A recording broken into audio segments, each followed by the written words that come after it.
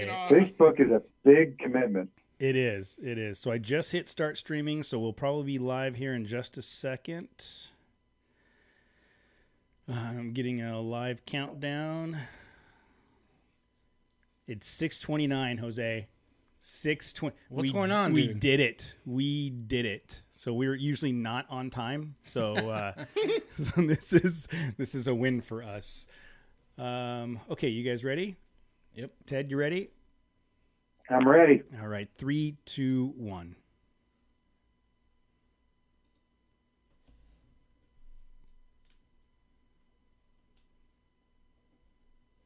Hey, everybody. It is 6:30. It is actually 6:29. It is a minute early, and we're going to start early just to confuse everybody that joined us on the live stream because we're usually 5 minutes late. So I'm pretty sure like at 6:27, everybody's going to log in and not know what happened because we already started. We have on the phone with us tonight Ted Wentz from Quadratech. If you don't know Quadratech, it means that you've never owned a Jeep in your life, because anybody that's ever owned a Jeep has drooled at that green and gold Quadratech logo and the Quadratech catalog, which we'll talk about later, and dreamed about the parts inside that catalog. How are you doing tonight, Ted? I'm doing awesome. I'm excited to be here. Thanks very much for having me. No, thank you for coming on. You don't have to lie about being excited, to be honest. No one's ever really excited. They're like, okay, someone told me I have to do this show and talk to these guys. Oh, is that tonight? Like my marketing guy told me to just call this number at this time. Yeah, I don't know why it's on my calendar, but we'll make it as painless as possible. But seriously, I want to go back to 1993 when I bought my first CJ7, and I was right out of high school, had this bucket of rust 86 CJ7 that I completely restored. And I as I was saying before we started the show, I remember like requesting the Quadratech catalog, getting that in the mail, and literally getting that catalog and opening it up like the Toys R Us catalog at Christmas time and circling all the things that I wanted out of your catalog. And you guys have been doing that for how long now? So this year's our 30th anniversary. 30 years. So 30 years, yeah. So we were pretty new then in 92 when you got that CJ and the book. But here's the real question is, how much do you wish you still had that CJ? Well, I don't know. Cody's different. He so that CJ, he's had like 20 cars since that. Yeah, so that CJ would have been nice to keep because, like I said, I bought it. It was a bucket of rust midnight blue. I repainted it this like that's the official. It was color, the Jeep color. It was in the catalog. You're like, I didn't know they made two-tone Jeeps. Yeah, in the catalog. And, so I repainted it this beautiful maroon. Put a beautiful best top gray that top hides the on rust it. Pretty good maroon. It does. New interior, new best top seats, the whole thing. And I rolled it on the 15 freeway on the way to Vegas. So that one probably. It was. I tell you, it was like it was like losing a limb. It was the worst day of my life when that happened. The second Jeep I got, though, was an 85 CJ7 Laredo with intermittent wipers and air conditioning. That was the holy grail of Jeeps. I wish I sold that to my brother. My brother subsequently blew it up and got rid of it. I wish I still had that one. Every time you talk about Jeeps that you've owned in the past, they always blow up. What? Do you guys know that? Do you guys know you have to check the oil, right? They do. Well, you know what? Now that you mention every Jeep that you've owned has had catastrophic failure. So all but one. So the first CJ7 I had to rebuild the engine. The second CJ7 Casey had to rebuild the engine. The first XJ blew up on me. That's 3 for 3. Continue. The TJ, I had a 97 TJ that never had a problem. Never even had a light that didn't work. And then the '01 Grand Cherokee blew up on me as well. So 4 out of 5 of the Jeeps that I personally own. They require oil, right? I don't know. We'll talk to Ted. Maybe he can tell us about that. Define blow up. What does that mean? Does that mean like you're running and you have to dive James Bond style on the or yes. So yes, it wasn't. I forgot about the MJ. There's a countdown. I forgot about the MJ. 5, I had 4, 3. I had a Comanche that literally did blow up. So the other ones, like the CJ7, the 2 CJ7s was like the seals were bad, everything was bad. They just had to get it rebuilt.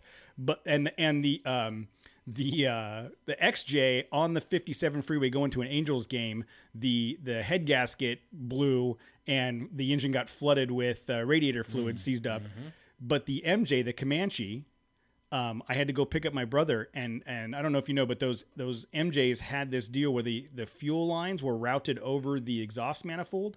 And so it was, as I was making a U-turn to pick up my brother, the cracked fuel line leaked fuel onto the exhaust manifold, and the truck died. And as I'm looking at the hood, I could see the paint start to bubble. And when we opened it up, the flames just engulfed the entire engine compartment in flames. And then the Grand Cherokee, this 100% my fault. I knew it had a leak, and I hadn't driven it in a while because I broke a brake line. So when the new brake line came in, I installed it and didn't think to check the oil before I left because last time I drove it was on a run. You mean the giant puddle under the car? That was the clue. There was no oil so it must not be leaking because there's no oil under the car. And I got literally 200 yards from my house and the entire engine seized up on that Grand Cherokee. So audience, do not ever buy a car from him. Yeah, exactly. Well, I've smartened up and I moved on to Toyotas, and then I got even smarter, and now I drive a Ford. So speaking of brands, have you and your family always been Jeep people? So we're definitely Jeep people, right, through and through, but there's not very many walks of the automotive life that we're not into. So obviously Jeep's been a huge part of our lives and a bigger part of mine since I was a little kid, really. But we, interestingly enough, so my dad, who started the company, it's a family business. He was a Formula race car driver in Europe in the 70s. Oh, wow. And so he was a go fast guy, and he came back to the States and was still involved in the Formula car world. And worked for a mail order company that imported parts from Britain and sold them to racers here, and loved Jeeps, and bought a Jeep and kind of decided he wanted to start his own company. And those two things sort of came together. And he said, I think this would be an amazing business. This is sort of the ultimate car guy, take it apart, put it back together toy. Yeah. And so those two things came together. That was an 89 YJ. We still have that Jeep. Nice. Yeah, we still got it. I would love to. That's where it sort of all got started, right? I've recently my father built a little plastic model. You remember those? They don't exist anymore. But we all built those as a kid, and he would build all Jeep after Jeep, military Jeeps, all, right? And I think that's where it kind of started, is he had the military connection. And, since then, it's sort of, Jeep was not nearly what it is today back then, right? It was a much smaller, very niche thing compared to what it is today. So I'd love to say we knew it was going to do what it did, but there's no way we did. Yeah, and in 89, so the YJ had only been out for a couple years, and the YJ was touch and go. I mean, the Jeep enthusiasts, the CJ7 owners, really balked at the YJ, even though it was a great platform of a vehicle. And I've said I would love to go get an old YJ, but I'd want to do like a 93, so it was carbureted, not. You mean fuel injected? I mean, I'm sorry, fuel injected, not carbureted. But those, back in 89, 90, those things were still, to your point, very, very niche. They didn't have the broad reach that the TJ ended up getting, and then now the JK got. And how old were you when Dad started that?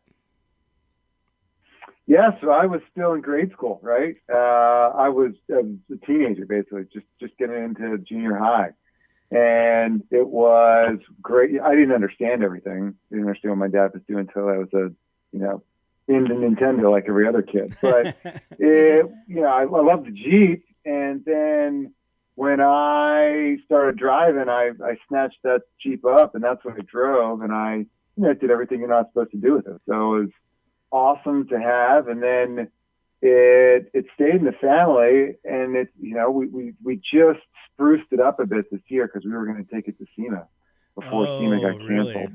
Really? Yeah. so as part of the 30th anniversary.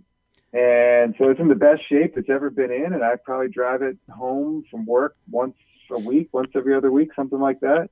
And I don't think it's had a roof on it in 10, 15 years. So it's awesome to still have it. Yeah, and those YJs, like I remember the marketing of those things.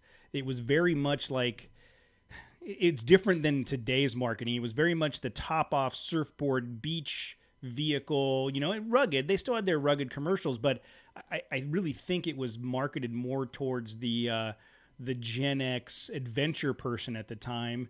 And then, you flash 20 years after that, and the YJ was, the best platform to build an off-road vehicle on because they're easy to work on. You could find a ton of parts for them. Speaking of parts, so going back to that, so with the building of the Quadratech brand, how did that come about? I mean, you said that Dad worked for a distribution company for hot rod parts. Was it just easy for him to transfer that over to off-road parts? Yeah, yes and no. I mean, it was definitely different, and there was no internet back then, right? So a lot harder to figure out what was going on, and really it was the back of car magazines where you figured out who to buy what from. So you leaf through there, you see who your competition really is, you get their catalog, and you go, okay, well, I'll just do a better one, right? And you go for it, and you mail it out, and fingers crossed, hope it works. And then if you survive that book, then you go to the next one, and then you go to the next one, and then eventually you got a functioning business. So obviously that would never work today, but back then that's what you did. And we were able to build critical mass before the internet happened. And, we're very fortunate for that, because I think it's a lot harder today for folks. But we had a brand at that point, and my dad invented the name, and it was a classic entrepreneur story. He designed the whole book himself. He answered the phone calls himself. I came over after school and packed boxes, and eventually we started hiring people. So it was exactly what the movies say it is, right? Had good times and bad and laughs and tears, the whole thing. And now we're running this bigger business, which is a whole different thing. So but those were the glory days, man. Let me tell you. Whew. Oh yeah. So going back to the catalog design, Dad did all the catalog, because I remember those catalogs. I remember how much I enjoyed thumbing through those things. That wasn't like a marketing company or a designer. That was just Dad. That was Dad at first. Yeah. And he believed, and I 100% agree with him, that, the best way to get a company off the ground is to figure out how to do everything yourself until you just can't anymore. Until you're just not sleeping and there's no other way to go forward without it. It's just a very financially responsible way to rock and roll off the ground.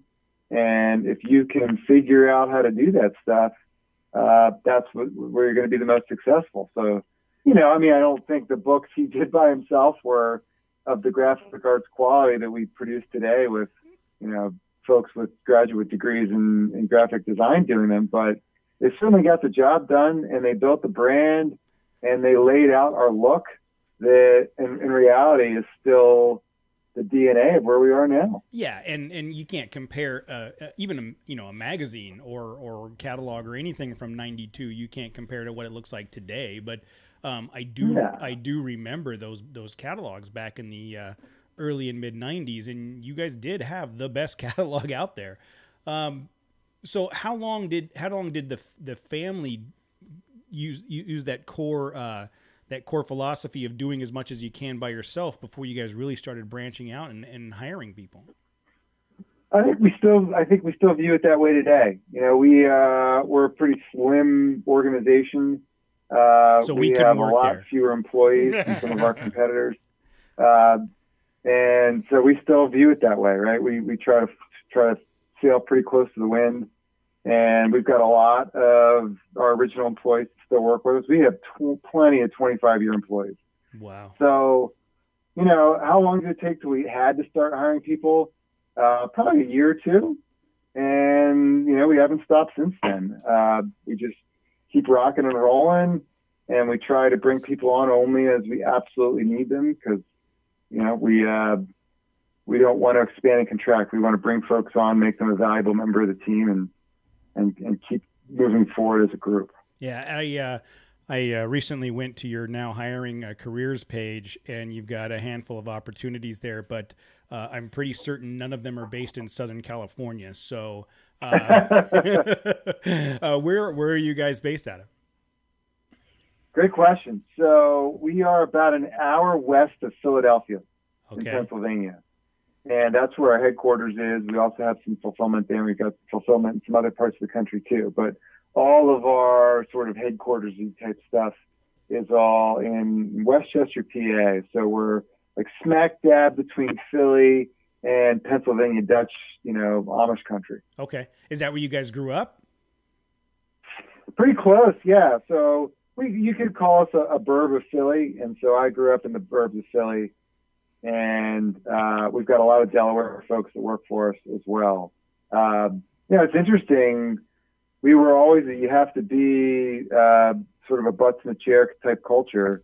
Everybody's got to come into work, and boy, COVID-19's really changed that. So it'll be interesting to see over the next 5 years or so as we come out of this thing, if everybody is still in Westchester or not. I think right now that's where we're going to be. But we have certainly learned over the last 3 months that we could be pretty effective remote as well. Yeah, well, we've talked about it a couple times on this show. I think the only good thing that came from COVID is that it forced a lot of companies to rethink the way they do business and the footprint that they needed and the technology that they were using. And I think that will be a propelling event that moves business forward in a lot of ways, for better or for worse. I don't know yet, but yeah, it's definitely different. I mean, there's way less joking around, way less laughs and good times being had right now. Yeah. You're on a call, you're trying to get on and off the call for the most part, right? And you can see that sense through everybody. So the camaraderie is not as robust as it used to be, which is definitely a shame. And I'm excited to get it back when we can all get back together in the same building. I think only those with working crystal balls know when that's going to be, but I'm certainly excited for it. The frustrating thing is everybody's still learning how to conference call, and you have what my biggest complaint is conference call etiquette. Oh, where for sure. you don't understand, I can hear you crunching your chips, yes, or slurping your coffee or whatever. Can you please mute yourself? Yeah. And so that the rest of us can continue, yes. Our business. So let's address that right now. So I'm 100% guilty of that. Yeah, so we've been doing my company's been doing these conference calls. Same thing. It's half my day. Yeah. You've got people that have never been on a conference call prior to 2020. They don't know what to do with themselves, and they don't know how to use mute. And then the other thing is my organization, or they've been talking to themselves because they're on mute. Yes, and it's like they for 5 minutes they've been trying to make a point or interject somehow. It's like, dude, we've already moved on. Why are we going back to this? I just found the mute button. Yeah. Oh my God. My organization has an administrative assistant that they always have this person take lead on the meetings, and so she'll set up the meetings. She's the only person in the company that doesn't know how to use Zoom. So we've had at least 3 large company-wide town hall meetings that have started, stopped, canceled, and rescheduled for another day because she couldn't figure out how to get everybody on the call at the same time. So if you have someone in your office that does that, make sure they know how to use the tool before you schedule the meeting. That's my my pro tip. My least favorite part about the Zooms is that the mic will only pick up, the system is set, right? So that only one person can talk at once. Yes, yeah. So if everybody laughs at a joke, the thing just chases the laughter around, and you never get to hear the whole group laughing. It's just little smidgets of one person laughing as the little yellow box goes all around the screen.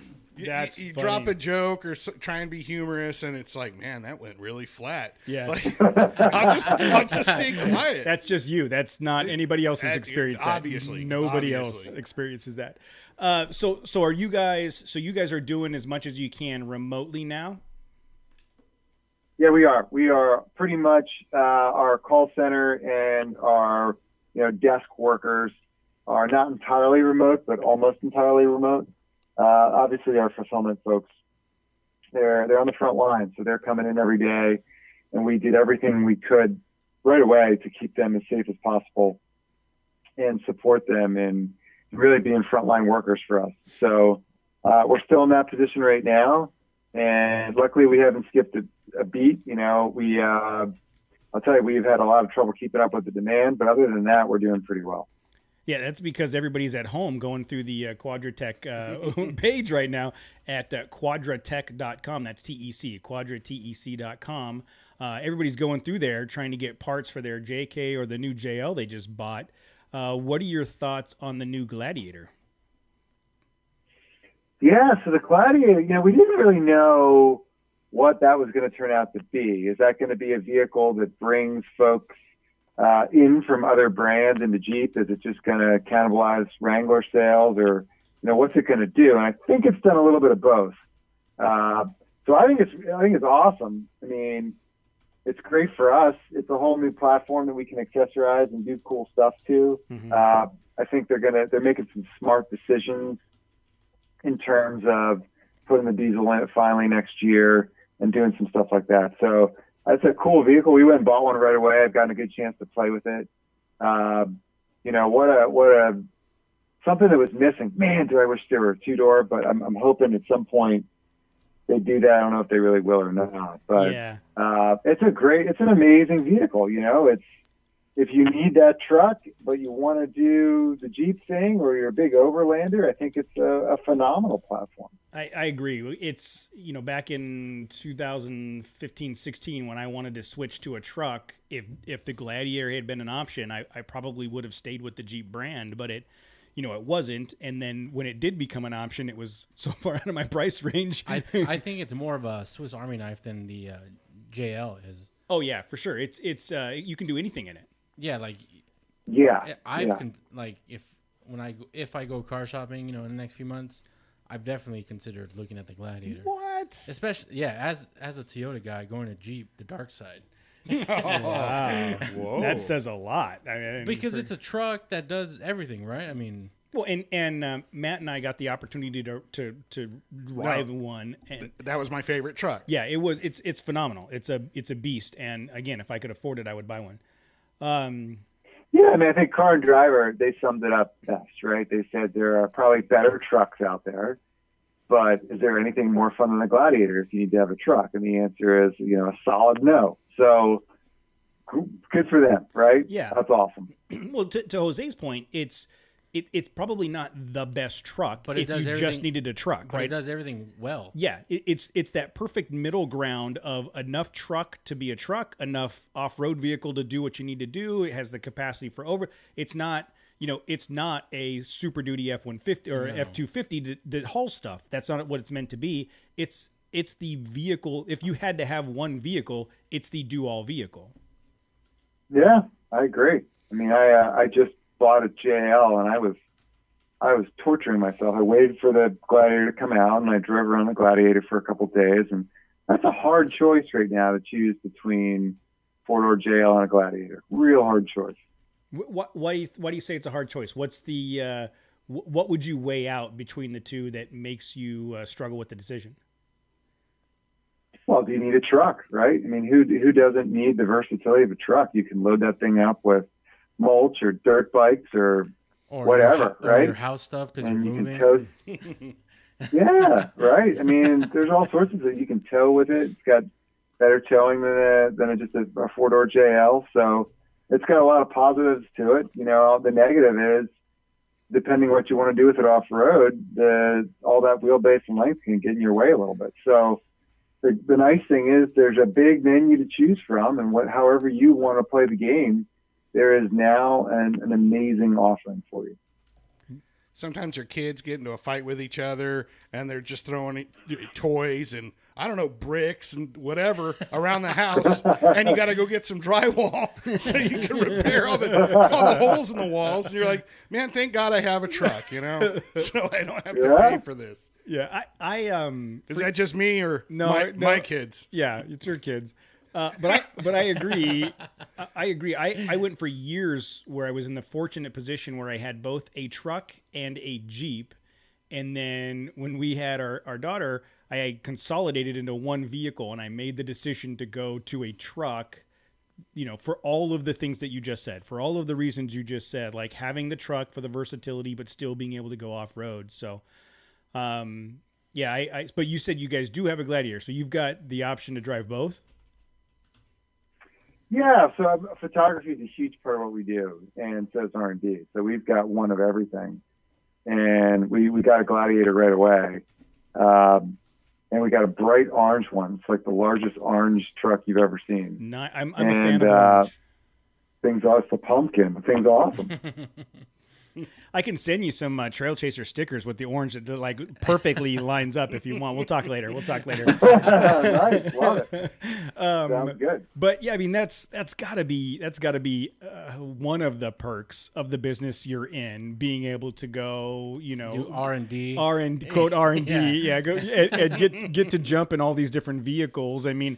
With that being said, all of the Jeep vehicles that you've either owned or had the opportunity to wheel, what is your favorite?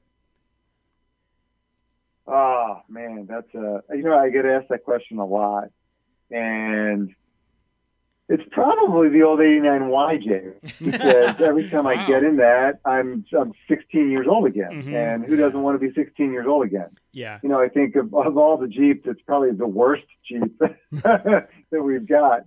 It rattles your teeth out, and but it's now at this point it's a vintage car. So to be lucky enough to be able to still own the vehicle that you raised hell in when you were a kid, it doesn't get much better than that. But in terms of if you want to go wheeling or do all this stuff, that thing's totally stock pretty much. So it's it's not super capable. And the newer Jeeps we've got with modern lifts on them, I mean, they're unbelievable. What they can do is just absolutely unbelievable. And then they jump on the road and drive back to the hotel or back to the house or whatever, and do a 2-hour ride home in them. It's unbelievable what these things can do. Yeah, I was just going to comment. So by your logic, I should go buy a 1982 Plymouth Champ, because it'll make me feel like a 16-year-old again. Because I don't know, I could probably get one of those pretty cheap if I can find one. If you can find a running one, that's a win already. I recently looked for a 1990 Ford Escort. I could not find any of them. Oh man, I'm talking about Plymouth Champs though, dude. But that was my vehicle. Plymouth Champs were much tougher than for sure. No one kept the Escort around. But going back to that YJ and even the CJs, one of the things that strikes me about the evolution of the Jeep, and I understand why it has done what it's done. The CJ7 and the YJ were so simple. The interior was so simple. It was just seats and a couple dials. Like I remember when the YJ had all like 6 dials across the dashboard, and you're like, what do you need all these for? And you compare that to a modern Jeep.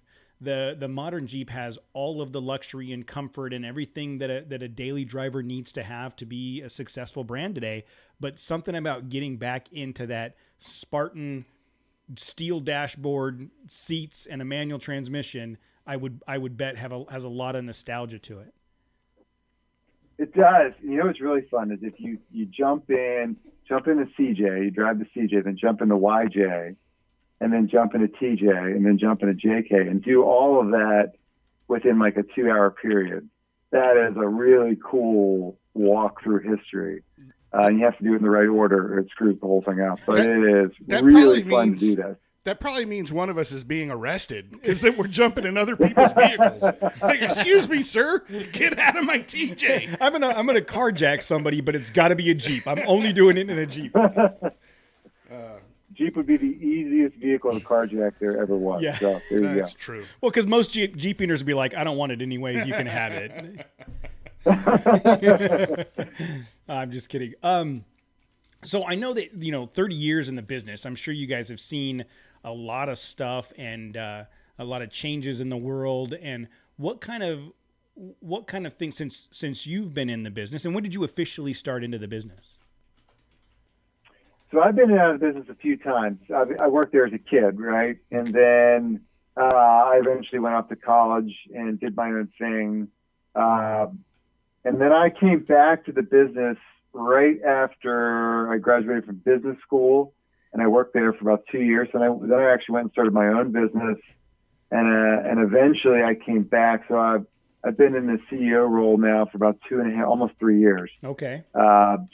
So, I don't know how you want to capture that, but I think this time I'm probably going to be around for a while. So on and off, almost not quite my whole life, but starting when I was probably 10-ish years old or something like that. Wow. So, there's some chunks there where I wasn't around, but really for the past, say 12 years or so, I've been right around it. And when you left and went and started your own business, was it also in the automotive aftermarket? No, it wasn't. I looked hard at a bunch of automotive aftermarket categories and decided, no, I started a business in the barbecue outdoor cooking space. Same business model, e-commerce, retail, catalog, but in, barbecue smokers and all that sort of stuff. I think there's a way we can meld these. I really think, look, the Jeep is shaped kind of like a barbecue to begin with. So I think we take your experience in the barbecue world, your family's experience in the Jeep world, and we make a barbecue insert that drops behind the back seat of a JK or a all JO. the Jeeps you've owned, you can. Yeah, matter of fact, you can pretty much barbecue over them no matter what. Yeah. I thought there'd be nice overlap between those two industries. I tried hard to create it. I could not find it. So Jeepers and barbecue is not as strong as you'd think. And back then, maybe. But I think today, now, with the, quote, overland, like if you don't have a kitchen set up with a barbecue, point. You know what I mean? I really think that somewhere in 2014, 15, well, when was Expedition Overland start? Like that's 2016 maybe? No, they started 12, 13. Okay, so I'd say right around that time, 2013, 14. Jose, can you do a quick fact check on whatever garbage is coming out of Cody's mouth right there? He's just throwing numbers out there. So how about we just say in the recent history, there has been this push for the overlanding and cooking outdoors and barbecuing, and I think that may have just been the connection between Jeeps and barbecues. That just might have been a timing thing. They were founded in 2010. All right. Thanks, Jose. Thanks. Wow. So you did the barbecue thing for a while. You came back. You took the CEO role, and then what have you seen has been like the major shifts in the market from your time as a 10-year-old in the company to where you're at today? What kind of what are the major milestones that you think you've seen that have impacted the way we use Jeeps? Yeah, great question. I think the CJ to YJ to TJ evolution was fairly organic and natural and incremental. Two things sort of stand out to me. I think one was when the internet became really a method of commerce, and we transitioned into that. And I think we still are transitioning into that. It just changed the way we do business totally, right? And still is. And then the other one's got to be the four-door JK. I mean, nothing exploded this market quite like that vehicle did. It's crazy. And now, I think we're in an incremental growth phase with the JL because, how much more groundbreaking can you get than a four-door Jeep? Yeah. So that was probably the biggest change of all is four-door JK. And I think what's interesting in that is it's not a very good vehicle. So the four-door JK is not a very good, if you're a Jeep guy, it's all you had at the time. I get it. No, I'm just kidding. So I can see like 4 people in the chat room right now. They're about to jump on me. And I did it specifically for their needs. But the JK, I think, really, and this is factual. It's not something I think. It exploded in the market and it brought it mainstream. And then it was the next iteration of the vehicle. It was the 4-door that everybody wanted. Part of what was holding people back was the lack of space in the TJs. And then the JL is a really, really nice vehicle. It's really clean. I am very, very interested in what the next iteration will be. And we've talked about this a little bit with the Bronco coming out and the growth of Don't say it. I know what you're going to say. The growth of the mid-sized truck market with players like the Frontier and the Colorado the Ford Ranger. I was going to say, don't talk about how they're going to drop a V8 in that thing, because I still don't believe it. Well, he had said it earlier. They were doing it. It's supposed to be a thing, right? All right. See it when I. Yeah, I'm pretty sure they're going to do it. So. And I think if the guy from Quadratech says I'm pretty sure they're going to do it, that means he's already seen it and probably driven it. Okay. Yeah, the things he knows. Yeah, right? yeah. Between him and one of the other podcasts we listen to, these guys have all the inside information. What other inside info? Do you know anything about any other conspiracies?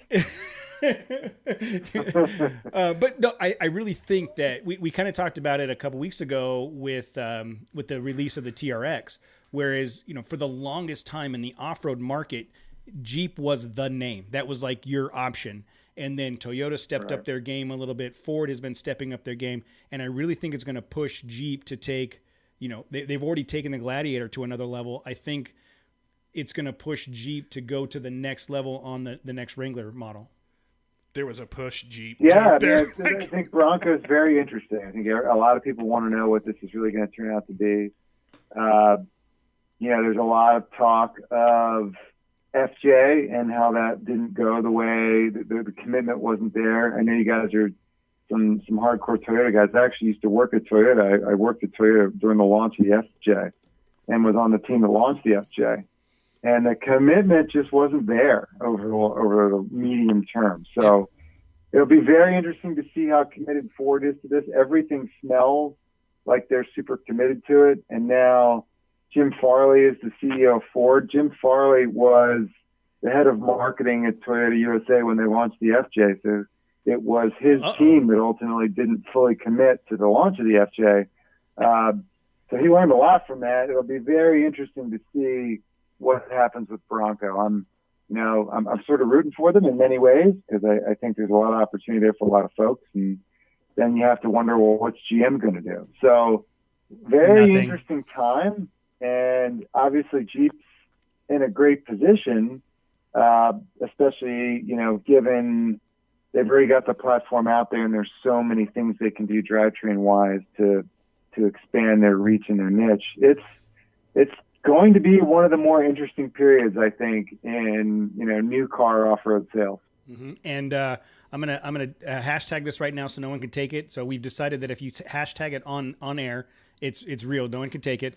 It's made up rules. It's like a trademark. Yeah, it's like it a sounds trademark.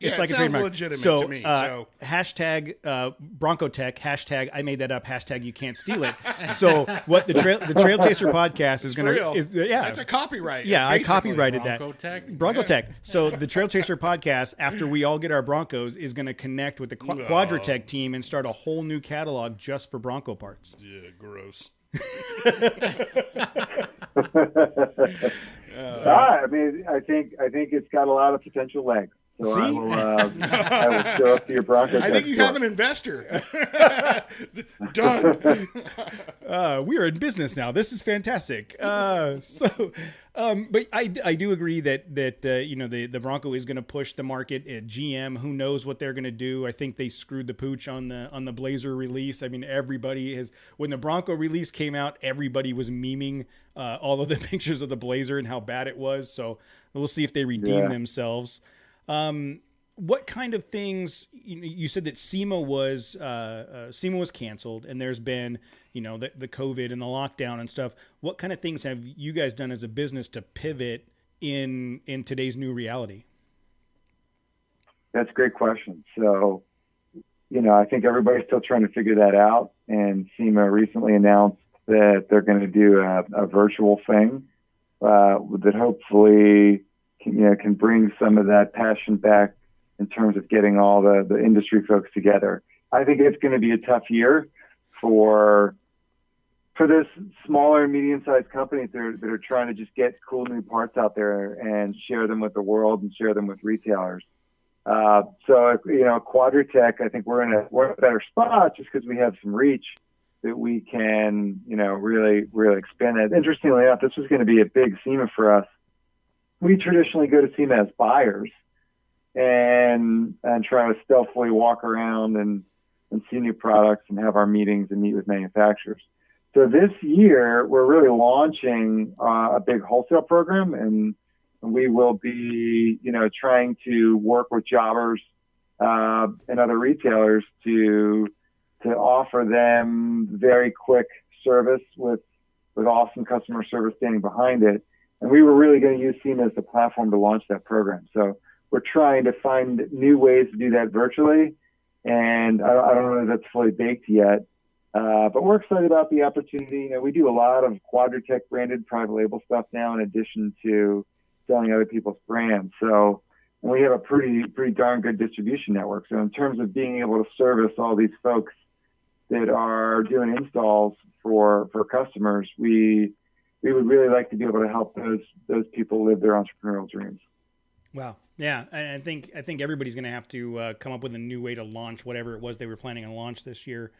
So going back to the virtual stuff, like one of the things that I've always admired about the Quadratech website is that it was more than just a shopping center. It was more than just go buy stuff. Like you guys have a blog on there. You've got tech articles on there. You've got, at one point, I couldn't find it earlier today, you used to have like the list of clubs on there. I mean, there's a lot of back-end functionality to the website for your typical Jeep owner other than I want to go buy some parts. What's the mechanism to make all that work? That seems like a lot of effort to make all that content work. Yeah, well, thank you very much for the accolades. We rebranded that content section of the website as Torque. We did that this year, Torque by Quadratech. And, I think we have a team of content creators that are passionate about the hobby and passionate about the vehicles and are always creating. I'm very proud of them. I think that there's a lot more we could do, though. I think that there's a ton more content we can create. I think we can better integrate that content into all the different experiences we try to put out there for our hobbyists across all the different channels. So, yeah, we got a team that is writing, filming, creating all the time. Yeah, and honestly, I kind of want their job. It sounds awesome, right? If you go to the website, the Quadratech website, go to their Quadratech Knowledge Center, and it is filled with four-wheel driving tips, how to install lockers, what bump steer is, a guide about different engines, K&N filters. I mean, it is a wealth of knowledge for any Jeep owner that is looking for, an understanding of the vehicle that you're driving and a better way to use it and maintain it and upgrade it and all that stuff. So kudos to your content team. They have done a fantastic job with this stuff. It's got to be one of the most fun things we do, right? I think that team is look for good things from that team. I'm behind them and I'm wishing them nothing but even more success. Yeah, and there's all kinds of videos and stuff on here too, like on the Torque page, on the blog page. You've got your cool gray Gladiator you're doing all the upgrades on, and I'm sure that's just horrible to have to do all that stuff on a day-to-day basis. So yeah, bummer for those guys. What are the things you talked about? You talked about you think that you can do more with that. So what in your mind do you think is the next step with Torque and the content?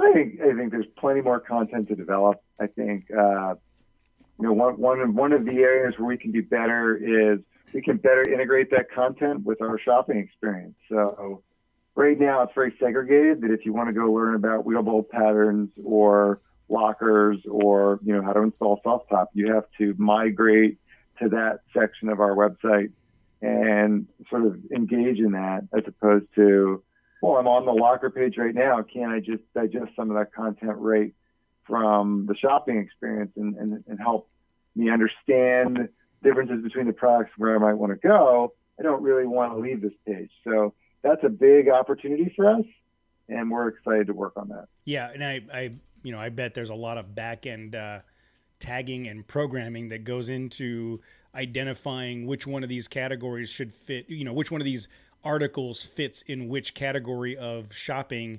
So that's probably a long-term plan.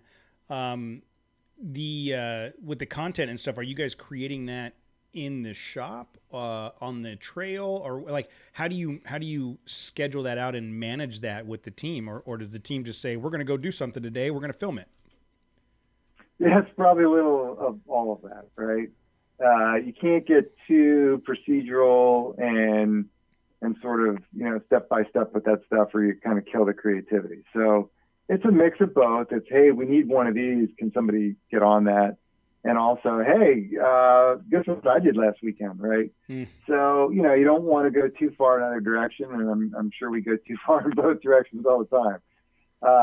And sometimes, you think you have this great idea and you go for it and it totally falls flat. So you don't always know, but those guys, after doing this for all these years, have developed a real knack for knowing what's going to really hit home and what's not. So that's awesome. I don't have that knack at all. Thank goodness they don't turn to me and ask me what we should be working on. But you'd still be working on the YJ. You'd be like, let's do a video on the YJ. That's my favorite Jeep.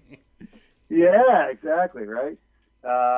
So, like I said, those guys have one of the most fun jobs we do, and they've done some amazing, they get to go to more events probably than anybody else in the company. And we did a big giveaway a few years ago. I forget exactly how the logistics all worked, but in the end of the day, this gentleman won a trip giveaway we did. It was a Moab trip. Oh, yes, and I remember that. To live close enough to our office that the video team, the YouTube team, went down to his house and did like the big check in his door with balloons and everything. Yeah. It was awesome. I believe I actually entered that contest. Like Ed McMahon? Yeah, exactly. Who's Ed McMahon? You're dating yourself, Matt. You're dating yourself. I wish I could. And then that was the worst. I'm sorry. Hold on a second, sir, Ted. Ted, I apologize. Though. Every week it just gets worse and worse. Your dad jokes are getting horrible. I can't help it, guys. That was so bad. So bad. Edit that. Edit that. Could you please edit that one? No, that's going to be there forever. Hashtag that one. Yeah. You own that. No, I don't want that one. So another thing about the Quadratech brand that's impressive is if you go and look at the line card that you guys have, like you scroll through here, every name in a vehicle aftermarket that will fit on a Jeep or off-road vehicle is in this line card. I mean, you guys have done an amazing job of collecting the brands that people want. Can you what's the background on that? How do you establish those relationships and grow those relationships with these manufacturers? Yeah, I mean, I don't know that there's one way we do that. I think some of it's historical, that we've tried to always, not have it be a strictly business relationship, and to find, personal relationships in there too. I think, part of it is also being patient with small businesses as they are trying to mature themselves, and not expecting everybody to show up and be polished and have perfect processes on the first day. And if you're willing to be patient with that and help them grow and learn, as we also learn ourselves, I think that's very helpful, as opposed to here's our structure, here's our processes, and take it or leave it. We've never really viewed it that way. We've always tried to say, all right, you have a cool idea. We're going to be patient with you to a degree and see if we can make this work and, be a part of you achieving your dreams as we try to achieve our goals as well. And with that, some of these small, we've had the fortune to be able to interview a lot of small manufacturers and their products. And, it goes back to something you said earlier in the show about, a family business, building it from scratch. These guys are doing the same thing. They start in their garage on nights and weekends, and then they move into a shop, and then they start to hire someone. If I can imagine some of the people we've talked to, if their brand was being sold on your website, and you've got a website that's getting hit millions of times a day, they've got to be able to try to ramp up and meet demand and that kind of stuff. And that's got to be a process of trying to balance all of that. Yeah, I mean, we recognize that us and a couple other folks, that if you want to be in the Jeep business, we're one of the key places you want to try to be. And we try to be respectful of that and responsible with that, which is not always the easiest thing to do. And, I think having me at the helm and my dad before that, obviously it's very vivid in our memories what it was like being where some of those folks are right now. Mm-hmm. I think that probably gets a little harder when the company's been sold or that view and the leadership's no longer there, which I totally understand. That eventually happens to all businesses. But in our case, it's still very vivid for me, right? Still the dinner table for me as a kid. It's still sacrifices we made as a family. So I remember all that. And, I would say we made a lot of good decisions along the way, but I would say we also got hit with a lot of good luck. Yeah. And, it's always better to be lucky than good. And so we try to be there for our, up and coming vendors and build those relationships. And we're lucky. I mean, I don't make toilet paper or sell toilet paper or some other things that are necessary, but not terribly exciting. I'm a car guy. I work at a car guy company all day long, and I'm very aware of how fortunate I am with that. And it certainly makes it easy to develop relationships with the vendors when we're all playing a game like this. So with that, being a car guy, what's for you personally, what's your next challenge? What's your next off-road trip? What's your next adventure? What kind of things are you personally looking forward to in the future? That's easy. I'm looking forward to actually getting together with people again. Right? So I just want to go to Chili's. Like, that's it. Can I just go to Chili's? I'll get excited just picking it up from Chili's at this point. Chili's is your thing right now? That's how bad it is. It's just Chili's. It gets me excited thinking about it. I'm sure he wants his baby back ribs. That's right. I mean, for me, as a car guy, I just want to get back on the trail with a group, back to the racetrack with some friends, just go on a ride or cars and coffee on a Saturday morning. We do upwards of 30 events every year, typically. We've done one this year. No. And I love going to those events and just, talking to folks and seeing Jeeps and hearing what they've done with them and what they want to do next and their stories. And all of that's gone right now. And that's, a big bummer. So I'm very excited to get that back whenever we can actually get it back. Well, you guys are, you've talked about connecting kind of with the community and stuff, and you guys did kind of something kind of cool here. Let's talk about the Handson Homeschool. Tell me about the campaign that you guys started during the COVID to kind of push that.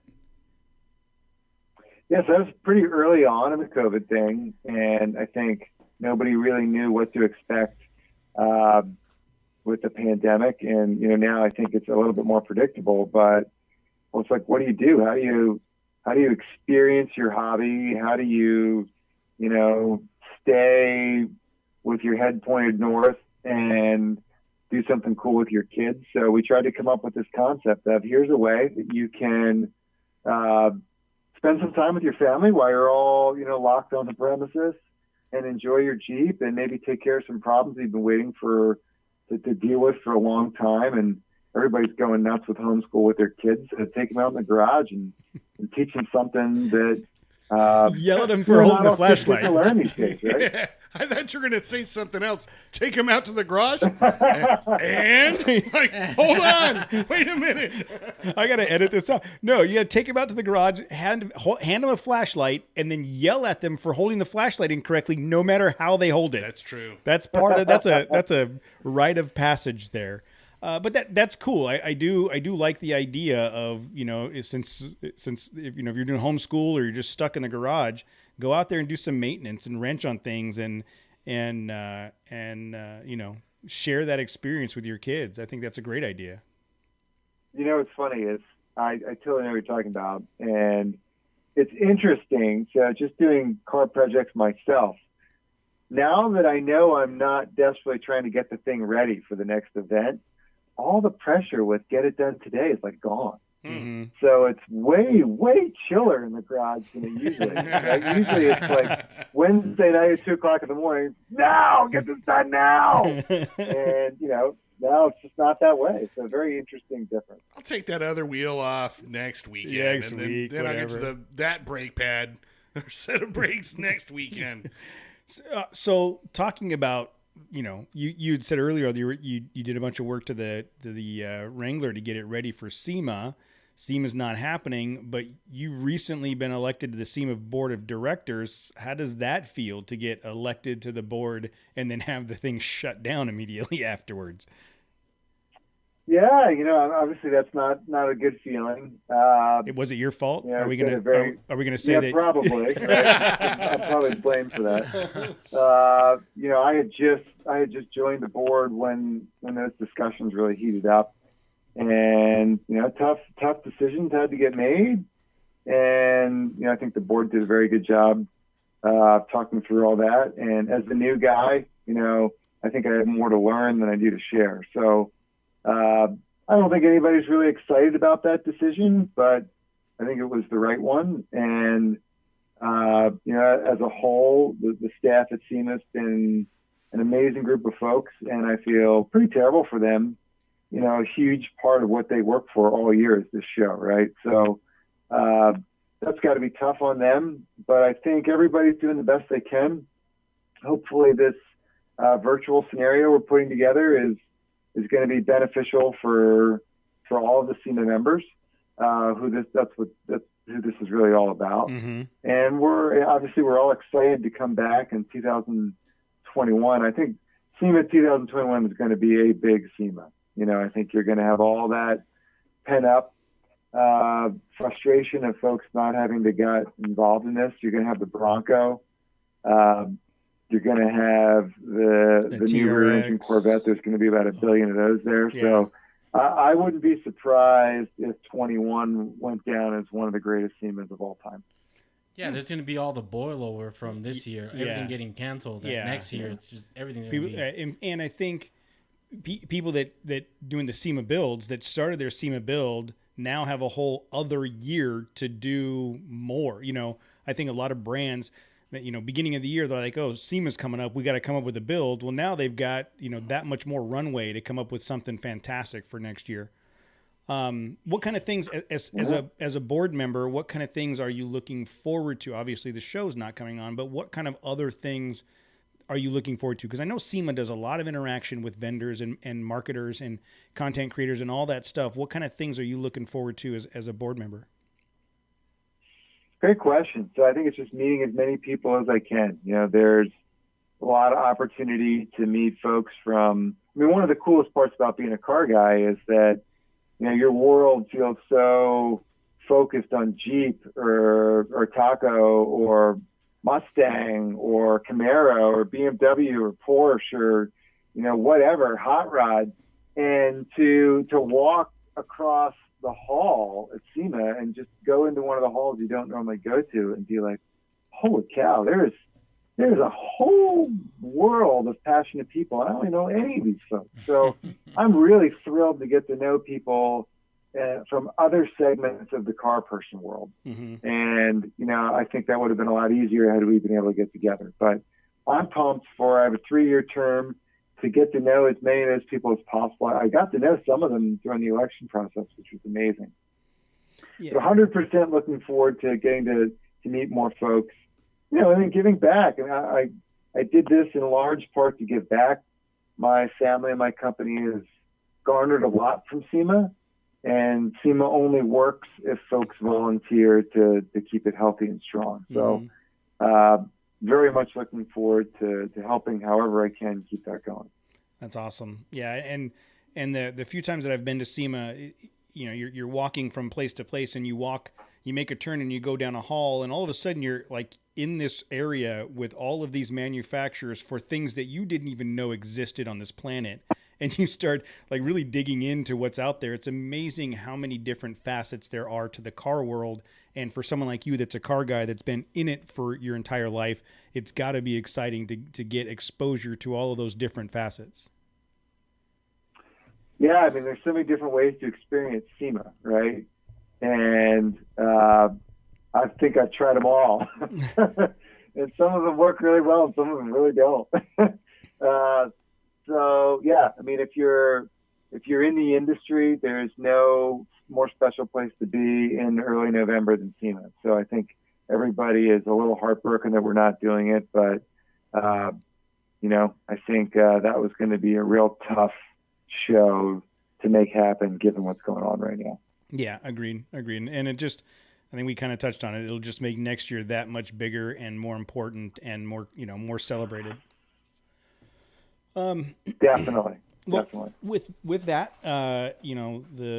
this has been a really fun conversation, and the things you're doing at Quadratech have, Quadratech was part of my legacy coming into the off-road world. It was something that, looking at the Quadratech catalogs when I was, in my early 20s, never in my wildest dreams would I think 20 something years later, I'd be sitting here having a conversation with the CEO of Quadratech. So I do need to tell you that it's a little bit surreal for me. So I appreciate you taking the time to have a conversation with us. And, the things that you guys are bringing to the Jeep world and the content and the products and, to your point, giving back at SEMA, all of that is at the core of growing the off-road brand. Even if you're not a Jeep person, the things that you are doing have impact on the off-road world. And I thank you for that. And I am very, very much looking forward to all the things that you guys are doing going forward. Well, thank you. I think one of the coolest parts about my job is getting to talk with guys like you, and you guys do a phenomenal job with your blog and podcast and every channel you've been involved in. So thank you very much for doing that. I think it's folks like you that really actually make this hobby special, and keep it up, right? Keep the laughs coming.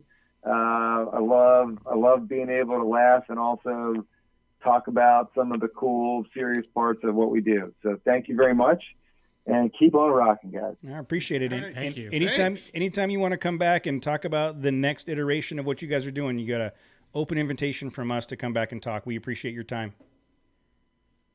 Thank you very much. Appreciate it. And be safe with everything that's going on. All right, you too. All right, we'll stop the audio recording at that point. Thank you so much. That was a lot of fun, man. I really do appreciate the time. Oh yeah, I love doing these things. You guys are a lot of fun, and it's pretty cool. Are you guys all physically close to each other? Yeah. We're all in Southern California. We physically live close to each other, and so we're. When COVID first started, we were doing it remote. We've been doing it in our home studio for a long time. And then we went remote for a while during COVID. And then as we, slowly increased our bubble, Matt is my brother-in-law. Jose's become one of our best friends. So the three of us and our families have kind of created that bubble. And so these guys come into the house every Monday to do the recording. Very cool, and congrats on the Icon sponsorship. I think that's awesome. Yeah, thank you so much. Those guys are great. The Nexen Tire has been fantastic. We're super impressed with their product. It was a very organic connection, and then we just kind of grew into it. And then the Icon thing came on, and we couldn't be happier with the support we've gotten from both of those brands. Cool, love it. All right, man. Well, look, I will, so this will be released on Thursday, probably Wednesday. I will send you some collateral and some follow-up on the release of the show. We'll get this all edited and get it out to you. And then it goes live on Thursday and people can download it, and we'll promote it and try to get the word out for the brand. And I'll collaborate with you sometime, probably Wednesday evening, with some of that information. And if you have any questions between now and then, please do not hesitate to reach out. I won't really appreciate the opportunity, guys, and we'll do what we can to get behind you as well and give you a little play. Awesome. Thank you so much. You have a great night, man. Yeah, you too. Bye-bye. Bye, guys. Later.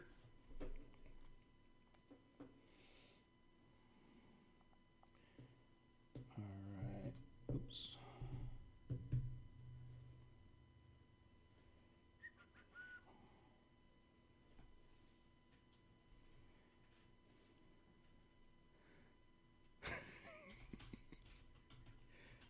So we're still live streaming, and like I said, I made by Quadratech guy. I made like little name badges, and I'm like floating it over your over your face right now. Yeah. Nice. Now that I know that I can do that, I'm gonna make like glasses, sunglasses, and oh, that's cool. Let me see if I can grab. I'm gonna make little emojis and like sunglasses and hats and stick them on you guys on the camera. I love it. That's awesome. Oh man. All right, Jose had to go potty.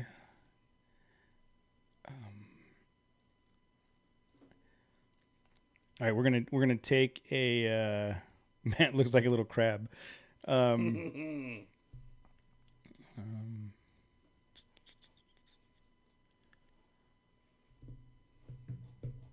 This is super good live feed stuff, guys. Cruising around. I'll be right back. What should I do? Crabs. All right. Hey guys, I'm gonna do some more impressions of crabs and stuff. Get away from me! I don't want your crabs. You get your crabs away from me, sir. God, just watching it, it's like heebie-jeebies. Tell us a story. Let's see. I was talking about. I was listening to this old band that I found on. This is on Apple Music. It just came out. This band called Deadbolt. I used to listen to way back in like the early '90s, and they're just a super cheesy, like rockabilly, psychobilly band. And I told my kids, like, they profess to be the scariest band in the world. So I was like, oh man, I think my kids are going to love it. I'm going to see if I can screw with them.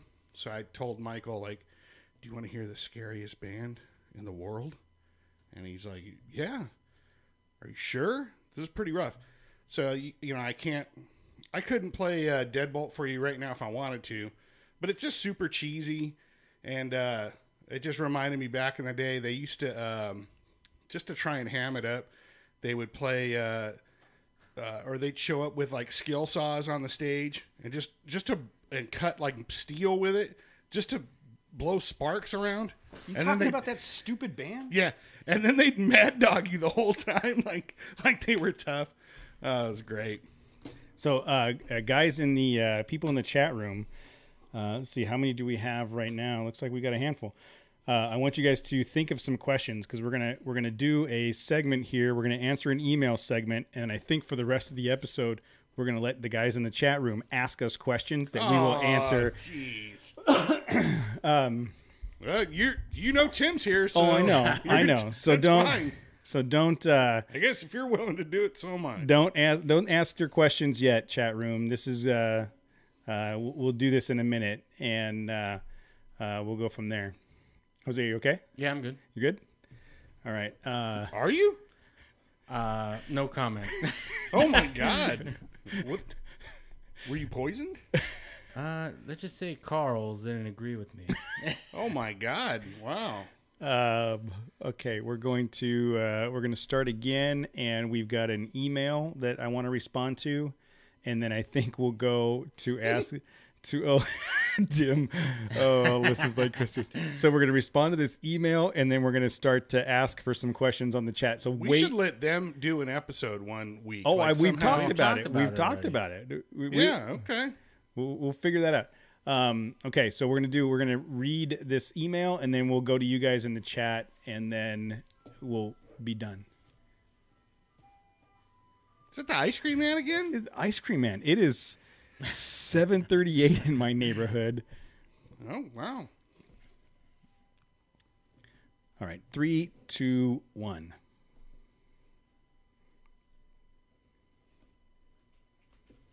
All right, guys. We had a conversation on episode 139. That was the last week's episode where we talked about Casey and the bad decisions he's made with his life and how he's a new Frontier driver.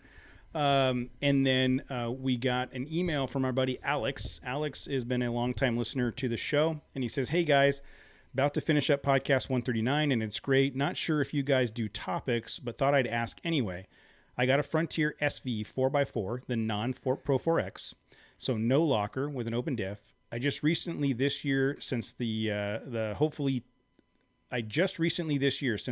temporarily closed Oceana Dunes started, taking the washed out dirt roads, pretty light, and getting more into the slightly mild fire roads and trails.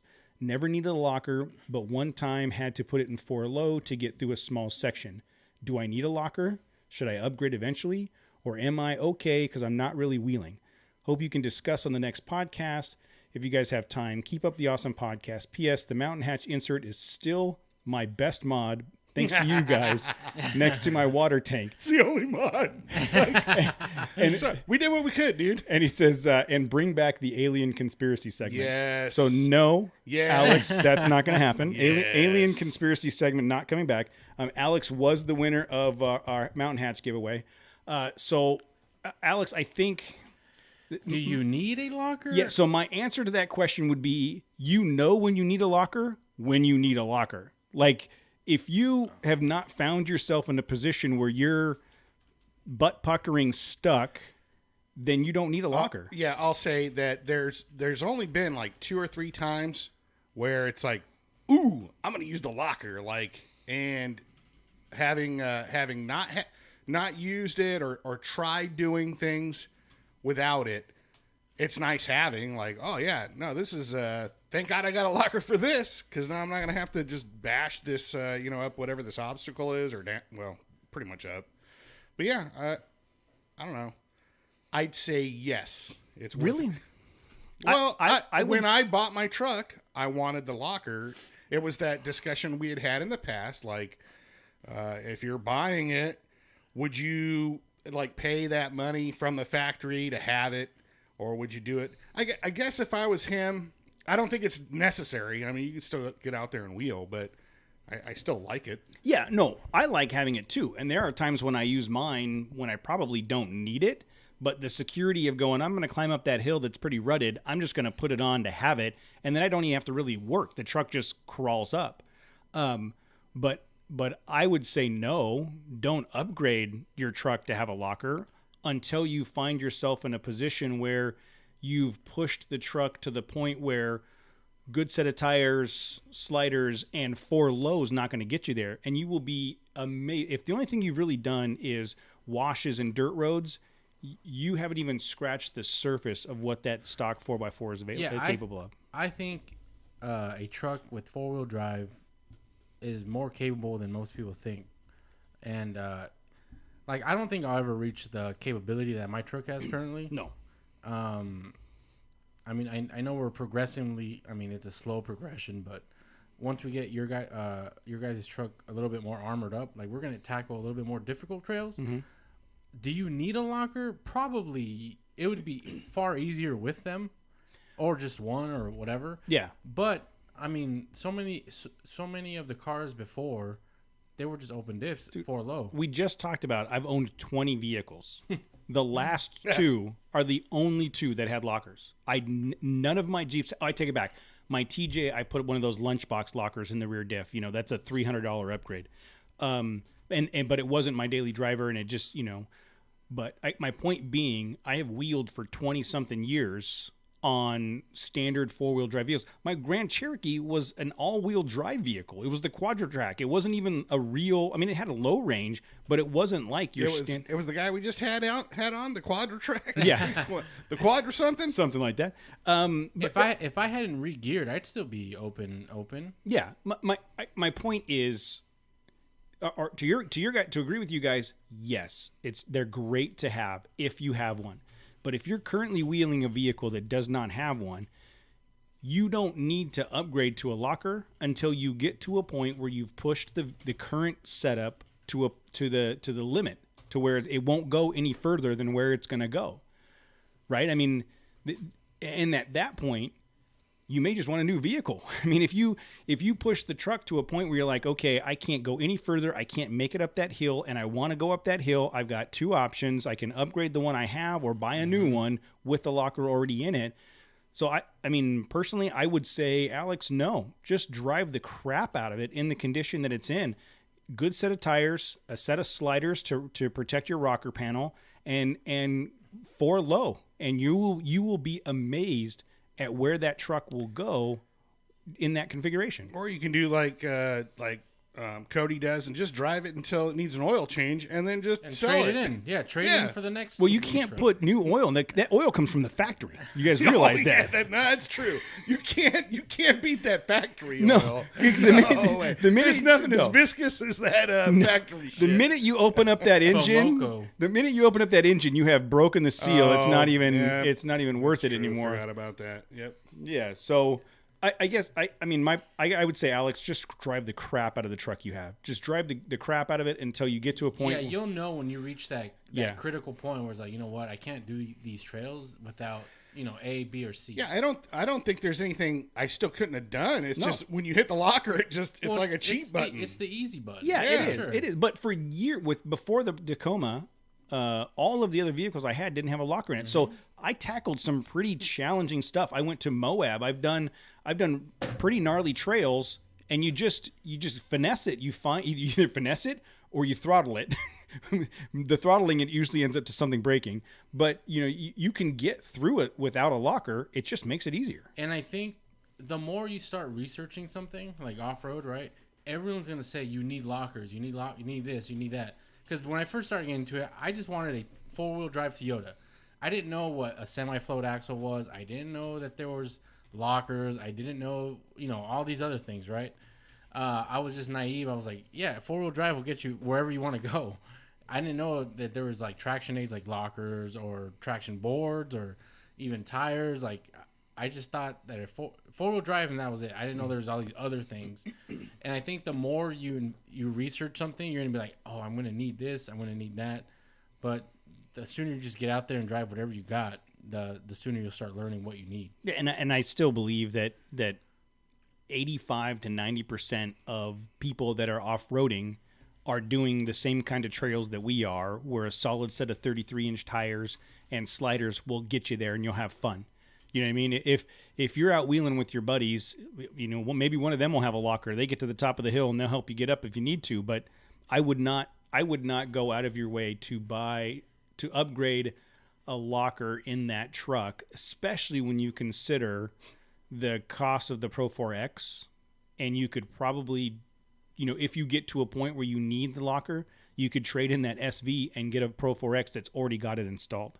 And you get the factory warranty and everything, as opposed to adding an aftermarket one. Yeah, just get another Frontier. That's it. They're cheap enough. Yeah. Get your Pro 4X and then your SV. Yeah, and then get the other one. You can lower one. You can lower one of the Frontiers. Oh yeah, like the old hard bodies. Like lower the hard. So when you're going to a Dodger game, you can drive that one.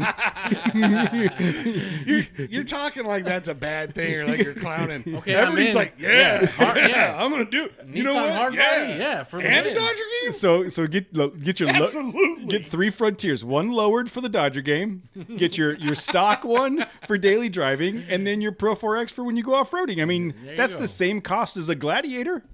Yeah, it is. It's true. Right? You could buy 3 used Frontiers for the cost of a new Gladiator. Or Tim's right, too. You can just find a wrecked Pro 4X and just swap the axle out. Oh, that's a good idea. I didn't think about that. But I wonder if there's very many wrecked Pro 4Xs in the junkyard. You can't stop them. You cannot stop them. Well, apparently you can put a tire through the window. Why we gotta bring that up?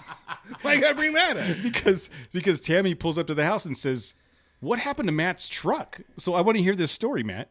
Nothing. I went to put my my 33s on my brand new Icon wheels yesterday, and I was loading the tires in the bed of the truck.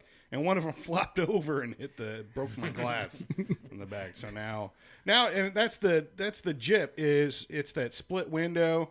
They want like $350 for that split window. You could buy a whole new Frontier. That's what I told them. I said, "You understand? And so now I'm just gonna put just a single glass.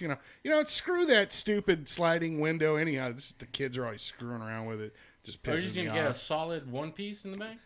Yeah, that's half as much money. Yeah, Either that or leave the cardboard taped up. I think the cardboard kind of fits with your Frontier and Fontana. The Fontananeer. Oh wait, you're gonna be insulting me soon too. Yeah, pretty soon. Oh yeah. So, but I've got the split window in the Ford, and I had it in the Tacoma. And other than like carrying long things from Home Depot, Yeah, I never opened that I window. never opened in my No. F-150. I never opened that window, dude. If it was automatic, like some of the Tundras and some of the other ones that have the automatic, I think They go up and down. Yeah. well, or the F1. One of the F-150s, I think, had an automatic. Mine had it. Yeah, Mine would just slide open. but could you press a button? yeah, and it was up here. Yeah, so that would be cool. If it was automatic, I would probably use it more. But having to reach back to open it—that's just dumb sauce. That sucks. But even though I had the button, I never opened it. Yeah. It was just like, for what? I don't need to open it. Yeah, so I don't. Whatever. Go with your solid piece of glass and back. Dude, if I could cut my own glass and just glue it on Sheet back metal. there, that's what I do. Ooh, we need a mountain hatch. Just put a mountain hatch back Put a mountain hat. Yeah, hey guys. Hey Fred, Greg. You guys help me out. Just hit up that guy that won all those cutting boards at Yes, at the event. and we'll piece them together.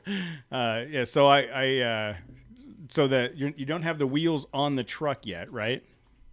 No, because again, I got to run the adapters, and nobody wanted to put the adapters on. But you know what? I think I'm going to have to do some carving and some trimming to get those on, or, to run the wheels anyhow. Yeah, so you are. A little heat Ooh, gun action. I will charge the battery on the Sawzall. Oh, I already got Sawzall batteries charged for days, dude. Yay. Yeah, don't Yeah. worry about that. Yeah, Cody has like 8 batteries for like his power tools, but only one battery works. Yeah, Yes. none of them work. They're so old. He also has 6 floor jacks from yeah. Harbor Freight. that all like are for like power wheels. So you need like 4 of them to exactly. raise your truck. Exactly. You got to stack a bunch of wood and Yeah, block. you You got to need- build a platform underneath your truck in order to. You need a 4x4 just so you can raise a Yeah. truck. Oh yeah. No, you can build a platform. You need a nail gun. You need some screws, some plywood, and then you need to level that. Then maybe some glue it together, slide it underneath the truck, get the floor jack, put the floor jack underneath. Oh, still not enough. Build another I gotta build platform. another platform. Okay, whatever. I will give you that, Jose. The batteries for my DeWalt tool set are so old. They're 18 volt. They haven't used those in over 10 years. I bought that kit. When the 20s came out, and then it was like, this sucker just bought this old kit. No. The batteries aren't going to work tomorrow. No, what- I'd be lucky if they work tomorrow. I feel like I bought that kit before we moved into this house, and that was 2011. So I have had that kit for a long time. That's 10 years. I know. told you. Yeah, I think I'm gonna go with He's a project manager. Nobody ever listens to me. I'm gonna go with the Milwaukee set next. I think. Easy. What are you? Yeah. No, it's a good set. Yeah. It's a good set. My dad, we bought this Milwaukee drill. It's like 20. It's probably 30 years old. Like original, it still works. Yeah. Oh, they're bomb proof. Yeah. The old corded Milwaukee Sawzalls and drills are bomb proof, and then now that they've got a cordless line, it's really hit the market, and people are using them a lot. Okay, so that is Tool talk. Tool Talk with Trail Chasers. And Jose, just a brief update. Jose is homeless, but I am officially. I don't have a home anymore. officially homeless. Yeah. But you've got some potential. So Saturday, put in 3 offers, and luckily all 3 offers. You're accepted. buying 3 houses. Yeah. I went from 0 to 3 homes. Well, because he's moving into Fontana. You can buy 3 houses in Fontana. They're like frontiers. Fontana's like They the come with frontier of frontiers. houses. That's right. That you buy a house. There's usually a frontier in the garage. Sometimes there's 2. That's how it works. That's called incentive to move to Fontana. So you may not be homeless soon. Right. We've started the process on one of them, so hopefully everything goes well, and I have a house in 30-something days. Very cool. All right. Well, oh man, And now Now you're thinking twice about it. I'm thinking twice now there's about like 15 people watching because you know what? People are asking, like, getting on the phone. They're going to let you ask questions. Call in now. Like, everybody's all excited. So, yes. Where's Rob? He's in there. I saw him. Is he? Yeah, I saw him. Oh, okay. So with that, so here's what we're going to try to do. Okay. We will try to, I probably have to edit this, but we are going to give you guys an opportunity in the chat room to ask some questions. So go ahead and type away, and we'll get started. And I may or may not allow the question. Oh, what? No, we'll see. We'll see. Police. No, I'm just saying we gotta. Let's see what kind of questions we get. All right, chat room, go. Cody, boxers or briefs under your taint pillow? Under the taint pillow, I have boxer briefs. Yeah. Because the boxers bunch up. I tried that once by accident, and the boxers ride up and they bunch under the taint pillow. No, when you're riding your dirt bike, that's when I switched to boxer briefs because I used to be just boxers. But then they blow out riding dirt bikes, so you got to go boxer briefs. John Gamble says, favorite trail. My favorite trail is Fins and Things in Moab. I've only done it once. It was 2009. I want to go back. What about you guys? I know, Jose, it's B Canyon. B Canyon's cool, dude. I don't know. I wouldn't know about that. Well, I'm going to say Mojave because the whole trip is fun. It's more about the trip than the trail. It's like an event. Yeah. I think Mojave. All right, Matt Tim is asking you favorite Dodger player of all time. Easy. Easy. Yeah. Mike Piazza. Yeah, actually, he's up there too. He's up there too. But of course, it's the Garv, Steve Garvey. Why? You know when back in the day, before he was like known as the. He was a player. Yeah. He got around. But he was like the All-American guy, not a very big dude, but he hit for power. And he was just a all-time Dodger. So. All right. Adventurous Northwest is asking, what was your first vehicle? Mine was a 1990 Ford Escort. 1968 VW Bug. 82 Plymouth Champ. 82 Plymouth Champ. Twizzlers or Red Vines? Before you answer, whatever you answer is really going to determine if I continue doing the show or not. Yes. How about it? It is. If you don't answer right, it is going to determine whether you do the show or not. Really? Yeah. It's that serious to you guys? God. I will punch you right now. One is disgusting. I've never seen Jose this violent about a topic. Good job, Duty Driven. I will punch you if you say the wrong one. Well, why do I have to answer? You guys answer. Well, because I think me and Matt are in agreement. Okay, well, what is it? I hope. I don't want to fight Matt. He just wants to fight. Yeah, why does everybody want to hurt me? Matt? All right, on three, let's say the answer, all right? 1, 2, 3. Red Vines. What'd you say? It's Red Vines, right? Red Vines all day, brother. Yeah. Okay, right. on to the next one. Hey, we're still friends. Wow, that was... You didn't say anything. I did. Jose, Tapatio or Cholula? None. Real salsa. That's not real salsa? It's paste picante sauce. But if you're at the counter and you have to choose one. I don't. Oh, my God. No. Wow. Nah, I like the real hot sauce. Yeah, neither one of those are like really hot. But I'd still take probably Cholula over Tapatio. Coke or Pepsi? I'm a Diet Coke. This is another one of those. I'll punch you. Diet Coke. Okay. This one Nah, this is Coke. It's Coke, dude. It is Coke, but that's my wife converted me from Pepsi, so that's I mean, I'll drink Pepsi, but it just doesn't scratch that itch. Yeah, you know? It's not good. Jose, favorite part of being part of the show? Well, I got to meet you guys, which is you should hate that. That should be the worst part. I'm surprised your wife is. You're already on the show. You don't have to like kiss up. Or I am surprised your wife has not left you yet because of us. No, it's just being part of something that's that's like as big as this thing is. I don't know. being part of something that's bigger than me. I don't know. I can't put it into words. Yeah, being part of the community. That's what I've. There was recently. So on LinkedIn, one of the companies that we've done work with, Zalutco Business, the marketing team. Oh, that's right. They had posted something on LinkedIn about kind of what's keeping you positively motivated during these times, and I had responded and said the community, the people that we have met, the three of us, our friends and family that we go wheeling with, the people that we get to hang out with on Monday nights in the chat room making fun of us, like our community is our friends and family, and they've become part of who we are, and that's a huge part of it.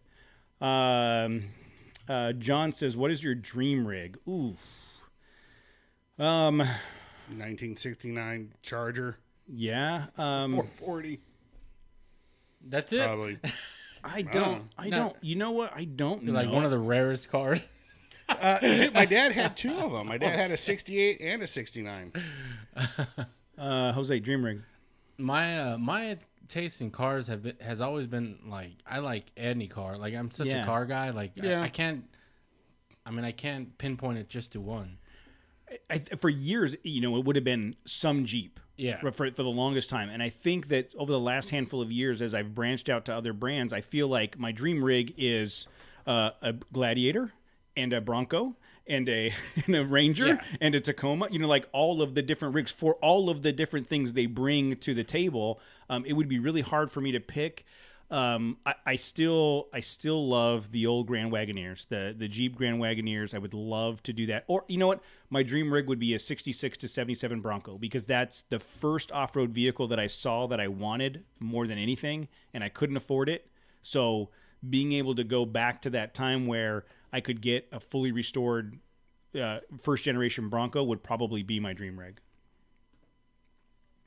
Some interesting questions. Casey said, yeah, I know, I'm trying to get to him. Casey said, Twizzlers suck booty. What was your first job in high school? I worked, from the time I was 13 to the time I was 18, I worked as a lifeguard and swim instructor during the summer for the Parks and Rec department. And then I did softball scorekeeping and flag football referee and all that stuff during the winter. And then my senior year, I ran out of money for car insurance, so I had to go work at pizza places. So I worked at call the general. I worked at 2 pizza places. Matt, first job. First job was I worked at Bullwinkle's. That's right. That's right. Worked at Bullwinkle's there in Montclair. Did they have the miniature golf on the roof still? It was open. They never had it on the roof. Yeah, they did back in not the day. In Montclair. Yes. I don't remember it. I don't remember that. Roof. Not in my lifetime. Yeah, because my friend's parents, they're like, yeah, they used to be. Oh, no kidding. I got fired from that job because partying too hard, huh? Dude, so I had a buddy of mine that worked. So if you're in the kitchen, I worked in the kitchen. I didn't get to work out front wearing the Dudley Do-Right outfit and serve and make tips. I had to work in the back, and they caught me making personal pizzas. Like, that fits. That fits. Hold on. It was like a conveyor belt. So you had to make pizza, and then you stuck it on the thing, and it wheeled its way through. Well, I figured out there's like a little shelf. You can make a little hand-sized pizza and just set it there, and it wouldn't go through. Wait, you innovated personal pan pizzas? I did. I'm an innovator. And then so I got caught doing that, and I looked over at my buddy. He was in the chicken, like where they battered the chicken. He's like shaking his head at me. I'm all, what? Hey, Tim says every pizza's a personal pizza for you. It's true. It's true. Great minds think alike. I did the same thing at. I worked at Little Caesars, and so same thing. The conveyor belt, right? We'd make the pizza. First, I got in trouble for putting too much cheese on the pizza because I was like, they would yell, and I'd be like, no one wants a crappy pizza with no cheese. If I know. No. Go on. Finish your story. And then the crazy bread, right? I love Little Caesars crazy bread. So we would make batches of crazy bread, and we would make, me and my buddy that worked there would make a really, really good batch. And as it came through, we'd bag it up. And to your point, Matt, we'd set it right on the side with the bag open. And so every time you go over to get pizza out of the oven, you just grab a couple bites of crazy bread. And so we would eat all night long crazy bread. So there was a Saturday I had to go in, and usually they had 2 people working the pizza line, making pizzas, and I was the only dude that showed up. So, dude, they wanted you to count the pepperonis and measure the cheese, and like, I don't have time for that. Like, you look up in the little ticket things, like, you're just hammered. So I just started making pizzas. You were hammered? And I was totally hammered. And then, so the next week, they wrote me up. They wrote me up for that. They wrote me up for not measuring pizza or ingredients. And then they wrote me up because I wore black socks instead of white socks so they can fire me. Oh. And it was like, dude, that sucked. And then I worked at the Sears at the Montclair Plaza. You were the popcorn guy, right? I worked at the popcorn counter at the Sears. Jose, first job. Very first job, but it was very short lived. Was Pac Sun at the Montclair Mall. No, Yeah. did you Oh, really? wow. Dang. So I probably was at Bullwinkle's when he was working there, and at the mall when you were working there. Dang, Pacific Sunwear. That's a cool Dude, job. Pacific Sunwear. So I don't know if many people know this, but Pacific Sunwear used to be. It used to be on called 9th Street. It was called PSI, and it was on 9th Street in Upland, and we would skate there to get the shirts and stuff before they ended up in a mall. Okay. This is, I don't know what year. I was great, still. 90 great shopping story, bro. 98 or something. Yeah. No, it had to be before that. It was even before okay. that. Okay, so Sexy Dave is asking, is the excitement of the new Ford Bronco diminishing the longer the wait continues? I don't think the excitement is diminishing because of the wait. I think just other people are bringing stuff out to take the excitement Well, away. the T-Rex destroyed everything else. That's what I'm saying. So Jeep tried to step on it with the V8, Yeah. and Dodge trying to step on it with the TRX. And I think there was the spike in the launch. It's going to dip for a while, and then as the launch date gets closer, end of the year, beginning of next year, I think it'll pick back up. Tim, favorite Ford anagram found on road dead. Fix or repair daily. Yeah. Effed over, rebuilt Dodge.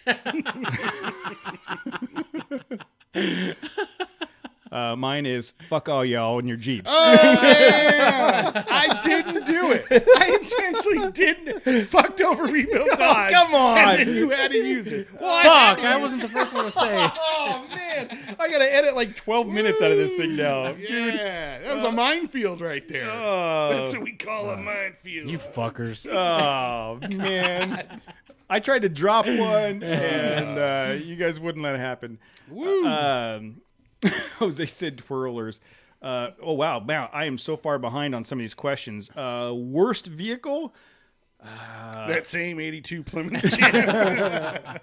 Mine, No doubt. Mine was a like a 90-something silver, like a 99 Silverado. It was like a standard cab. Not because there was anything wrong with it. It's because I had to get rid of the Jeep, and I needed a truck, and I just needed something because I was doing side work. To get you to work. And it was the cheapest single cab, short bed, 4-wheel drive truck I could buy.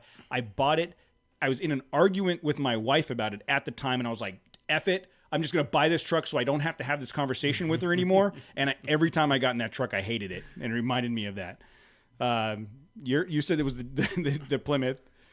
Oh yeah, that first car was just a shit box with wheels. 2014 F-150. Oh, that's right. That's right. Yeah, Still making payments Still on making it. payments on it. Jose 6 years later. wins that argument for sure. Oh man.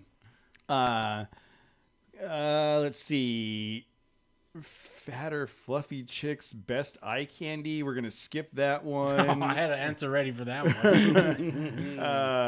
one. John says that his favorite Ford is anagram is fixed, overhauled, repaired daily. Thanks, guys. Appreciate that.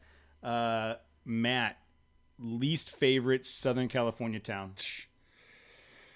Oh man, I mean the easy answer is Hammett, but That's low hanging fruit, dude. yeah, I'd have to think. I hate a lot of the towns around here. It's horrible. What about county? L.A. County? L.A. County's, dude. Anytime you have to go to L.A. County to work or drive through L.A. County It's for like a work, 3-hour one way. It's like you're questioning your life. Like, what did I do wrong? Like, how did I get here? It's just like that Talking Head song, you know. How did I get here? That's L.A. Downtown L.A. is the worst. Tim Kilmer, Cody, tell us the story that makes you cry. Literally today. Oh no. Well, I mean, okay. So It's not surprising. So I was quote working from home today, and so in the studio on the TV because of the death of Chadwick Boseman this weekend, which impacted me way more than I thought it would. Like that was a hit.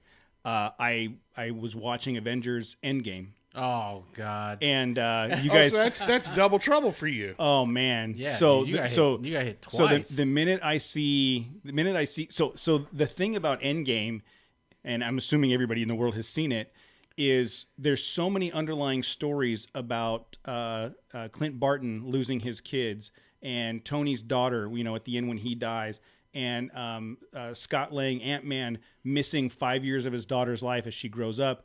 And so the first scene where Black Panther comes on the scene, I teared up.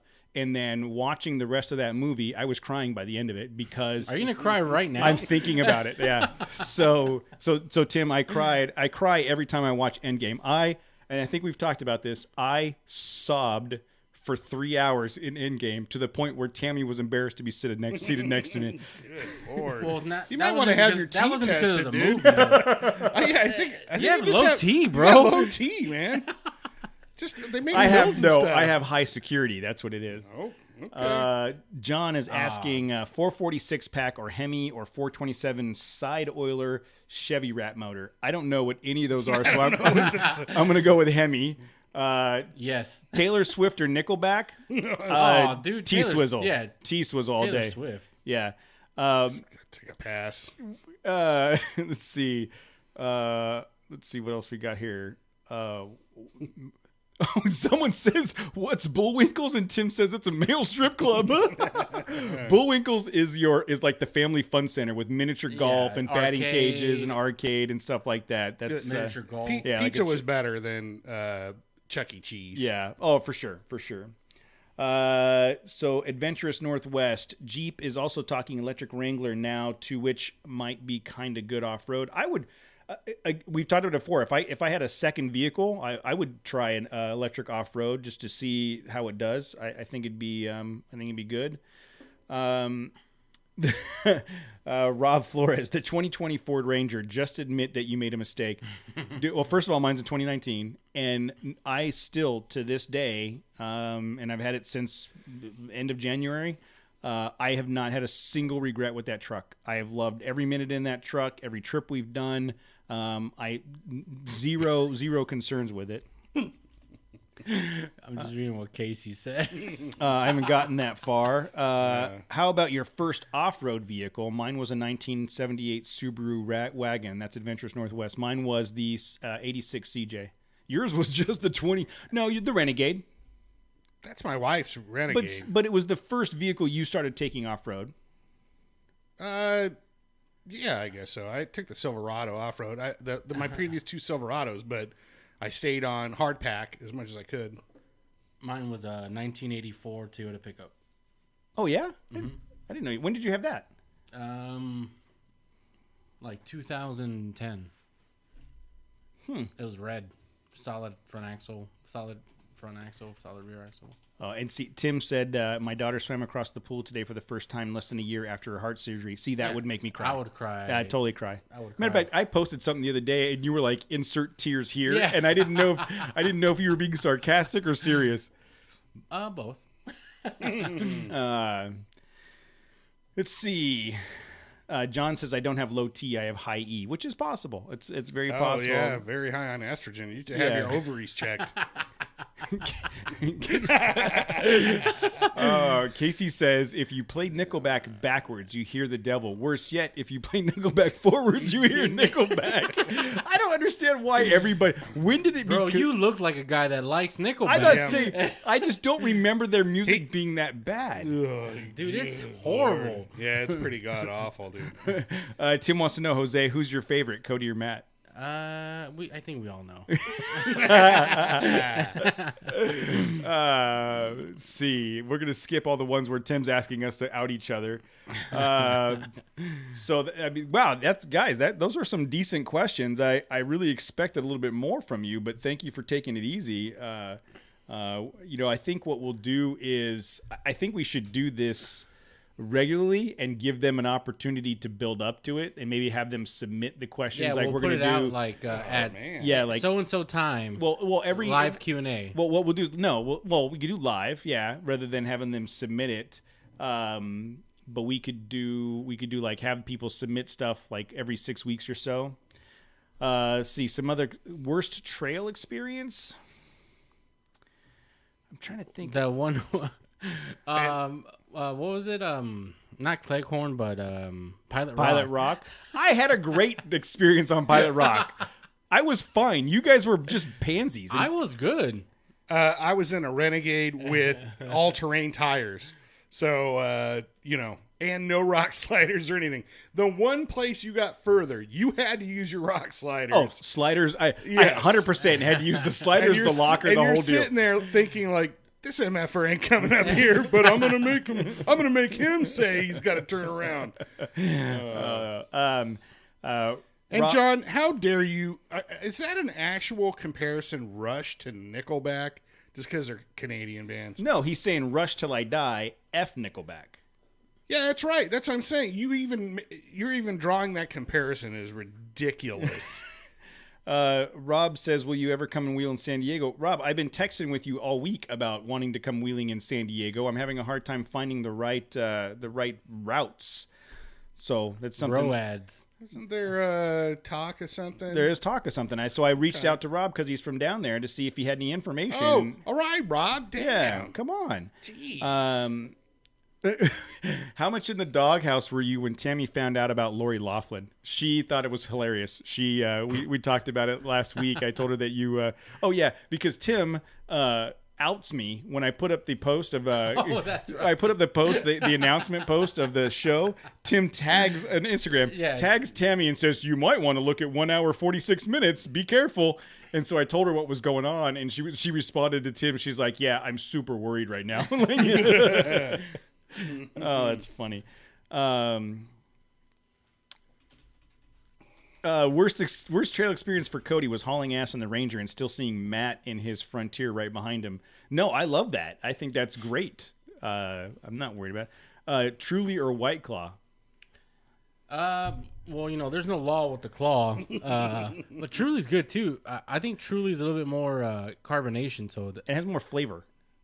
I think the White Claw just like someone accidentally spilled some flavor in there. Yeah, they're like, oh, well, this could be a thing. How did extra flavor get in my White Claw? Yeah, it's like it's horrible. The Truly, I don't drink either, but the Truly does taste better. And Rob says Tim says don't worry about which routes we take in San Diego because we're gonna get lost anyways. You're probably right. Okay, well. Look, that was a good time. I think we're gonna do more of that. I want to start changing it up a little bit and adding some. Sorry, Adventurous Northwest. Zima was the White Claw of my day. If they had Zima now, I drink it. I remember, dude. Zima. You got clowned so bad. Dude, if you saw somebody with Zimas, no. All the girls were drinking the Zima. High right? E. Yeah, all the girls were drinking the Zima. It was a thing for the ladies. I remember my girlfriend at the time. We had to stop and get the Zima because that's all she would drink. I was drinking Crazy Horse and Mickey's. That's what I was drinking back in the day. Because shit was like $1. Bro, I was drinking whatever I can get my hands on. Yeah, all right. Pop off vodka. That's a plastic handle for like $8. Right? He was drinking desperation right there, dude. He was drinking the wine in the box. You go to Rite Aid, the liquor section at like 11 o'clock at night. You see some interesting people purchasing some adult beverages there. I'm sure. But I don't go to Rite Aid at 11 o'clock at night unless I have to.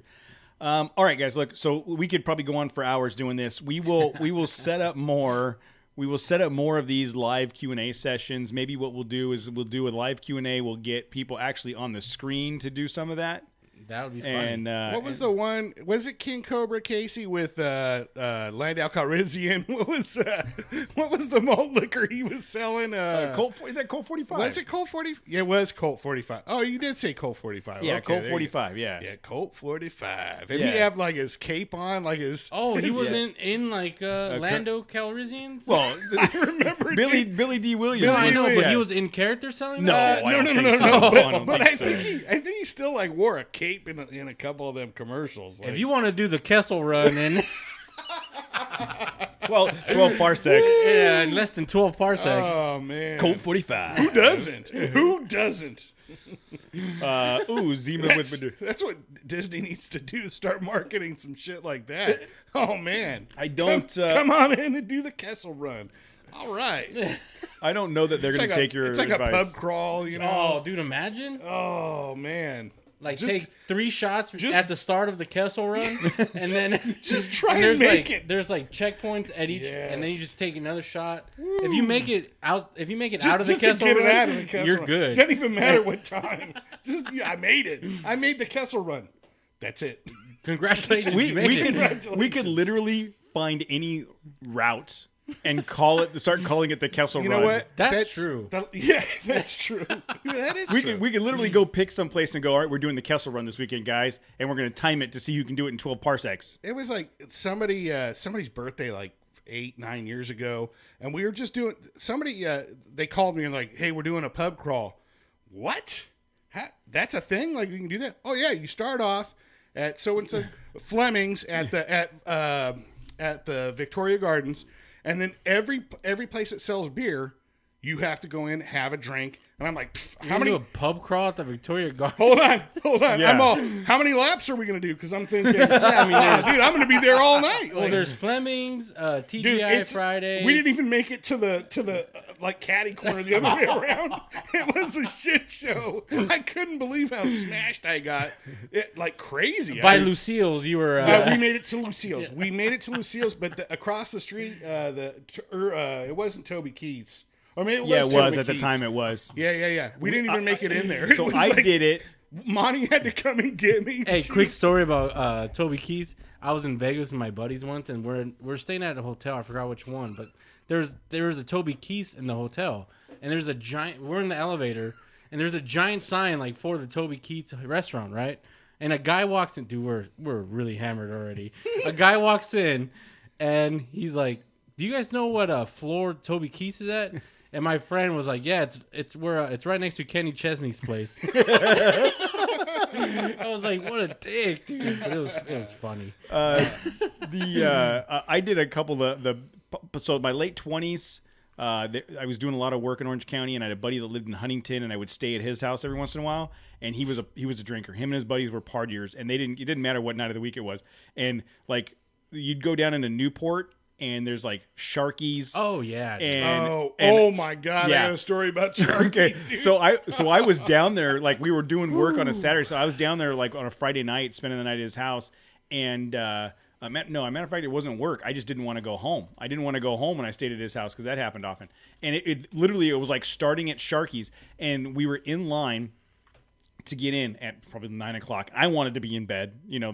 You guys were there early. Whatever time it was. So the line was so long that we got in there, and my buddy Todd, if you're listening, Todd, my buddy Todd like goes to the bar and orders like 4 drinks, and he's double fisting, and he's knocking him back. I'm like, what are you doing? It's not a race. He's like, dude, we're like 45 minutes behind right now. We should have been in here 45 minutes ago. And I'm like, I didn't realize there was wrong. a time period. There's a pre-party, and then you have the road sodas, and then you have the, and then you're ready. and then you start drinking at the bar. Yeah. You guys did it totally wrong. No, dude. Let me- I didn't do any. I had Diet Cokes, and then I went back to his house, and I don't know when he got home.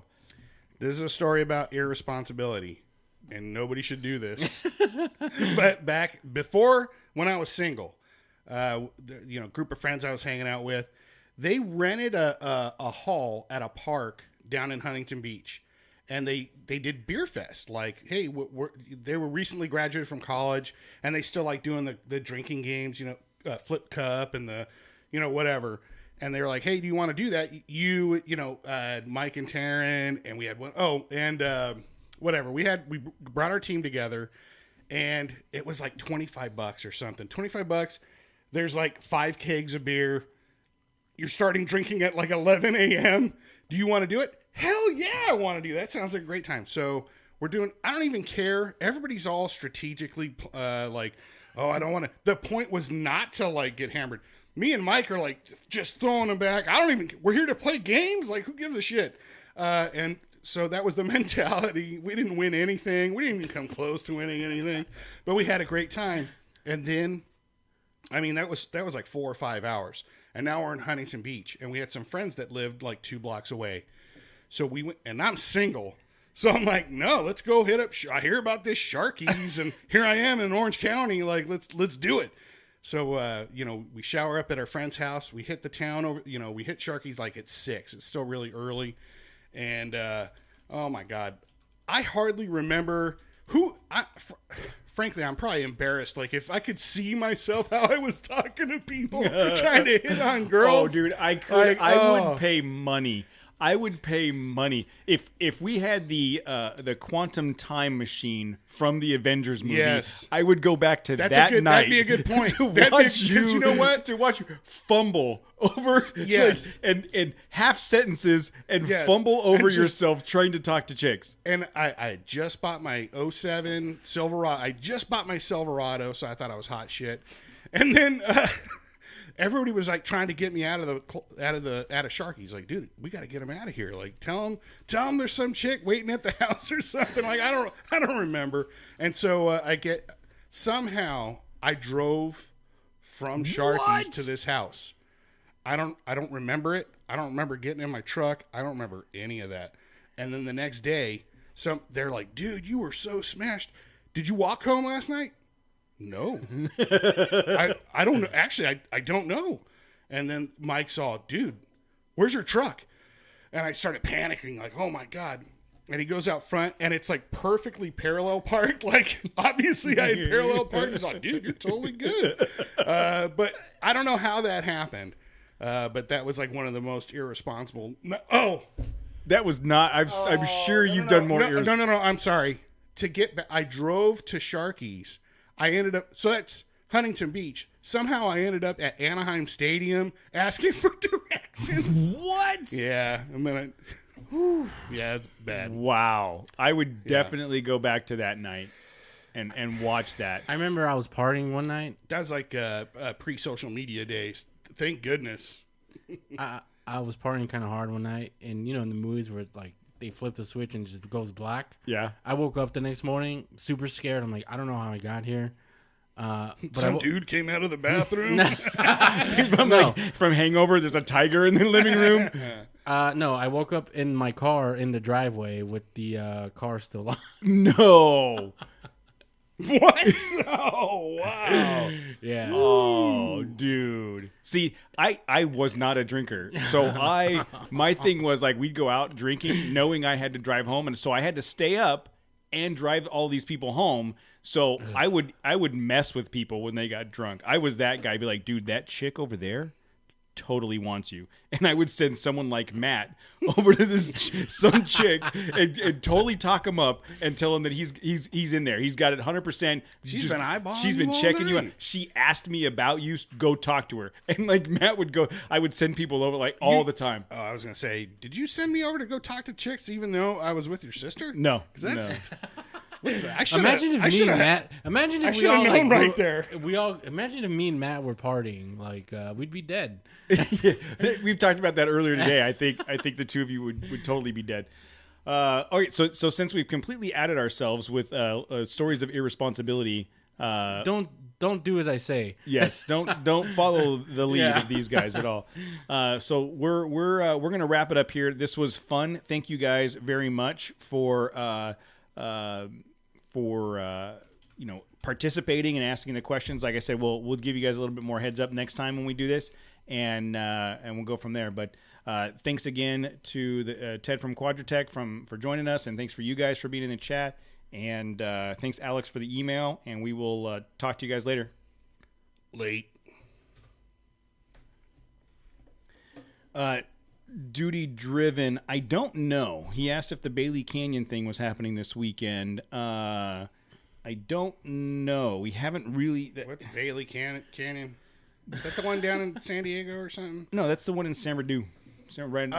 The mellow trip in San Is Bernardino. that the one where you almost cried because you saw some deers and stuff? No, that was Rattlesnake Canyon. That's the deer one, right? Yeah. Oh yes, yes, yeah. Bailey Canyon was the deers, and I think I did cry. Rattlesnake Canyon was where I overdosed my daughter. So I have not. So Tammy and I have plans on Sunday. Wait, you organized this trip, dude? No, I didn't organize a trip. I put it as a placeholder on the website, and it clearly says on the website registration is not live. So, Sunday. Man, didn't you like a month ago say, "Did these dates work for you guys?" Remember that? I don't respond to any of it. No, Matt doesn't care. And I was like, okay, I guess those are like set in stone. How do you want me to answer that? Do you guys want to? Do you want me to support you? Do you guys want Yeah, to? man, I remember that shit exactly. It's exactly what happened. Do you guys want to wheel on Saturday? Can you wheel on Saturday? Bro, I don't even know where half my stuff is, let alone... Do you have keys to your car? Yes. Then what else do you need? Tools. Fantasy football draft on Saturday. Sorry. Is this bro. Labor Day weekend? Yeah. Yes. Labor Day, huh? All right. Monday? Are we doing something Monday? No. So, Matt, are you available Monday? Yeah. We'll talk about it off air. Okay. So maybe Monday. I don't know. Yeah, Joey nonchalantly overdosed my daughter. Okay. Duty Driven says Monday. We will shoot for something on Monday. There may or may not be. I don't know exactly. Tim, I've been saying we should wheel Labor Day weekend for 2 months. He has. Then get out here. Yes. Get out here. Well, okay, Bro. 2 things. One, get out here. You can stay at Jose's house. And Load up. Yeah, exactly. Hold on. Load up your Jeep and your No, truck. no. Hold on. Number in his 2, big rig. the only vehicle Tim has that runs is his Honda minivan right now. So I don't want to hear any shit from you about not wheeling on Labor Day because you can't even get that Jeep out of the driveway. You smell that? You just poked the sleeping giant, Yeah, dude. you smell that? You got smoked. You got toasted. Dang. Yeah, He's so happy. Look at him. He's gonna fix that death wobble one way or another. No, he'll just wheel the minivan and then go home and Lauren will kick the crap out of him for messing up her van. Yeah, wheel the van. Yeah. He'll do it out of spite, dude. He'll do it. He'll wheel the van out of spite. I know. All right. I will post something or reach out. So if you guys are interested in the chat room, if you're interested in wheeling Monday, hit me up on Instagram chat. We'll put them 33s on my There you truck. go. There Do you whatever trimming we got to do. Yeah, we're You taking guys- the fenders off, right? Maybe they just come off. Fenderless Frontier. Yeah, so hit me up on Instagram chat on Saturday. I'll tell you details, but it'll be somewhere local. You guys can sign the plywood on my back window. Dude, like a cast. I've got a whole folder full of stickers. If we put enough stickers on that, you won't even know. Everybody will just think it's all stickers. They won't even know it's cardboard. That was my sticker panel. I just saved you $300. Okay. So okay, yeah, slide into my DMs this weekend. Talk to you guys later. Get some lube. Or don't.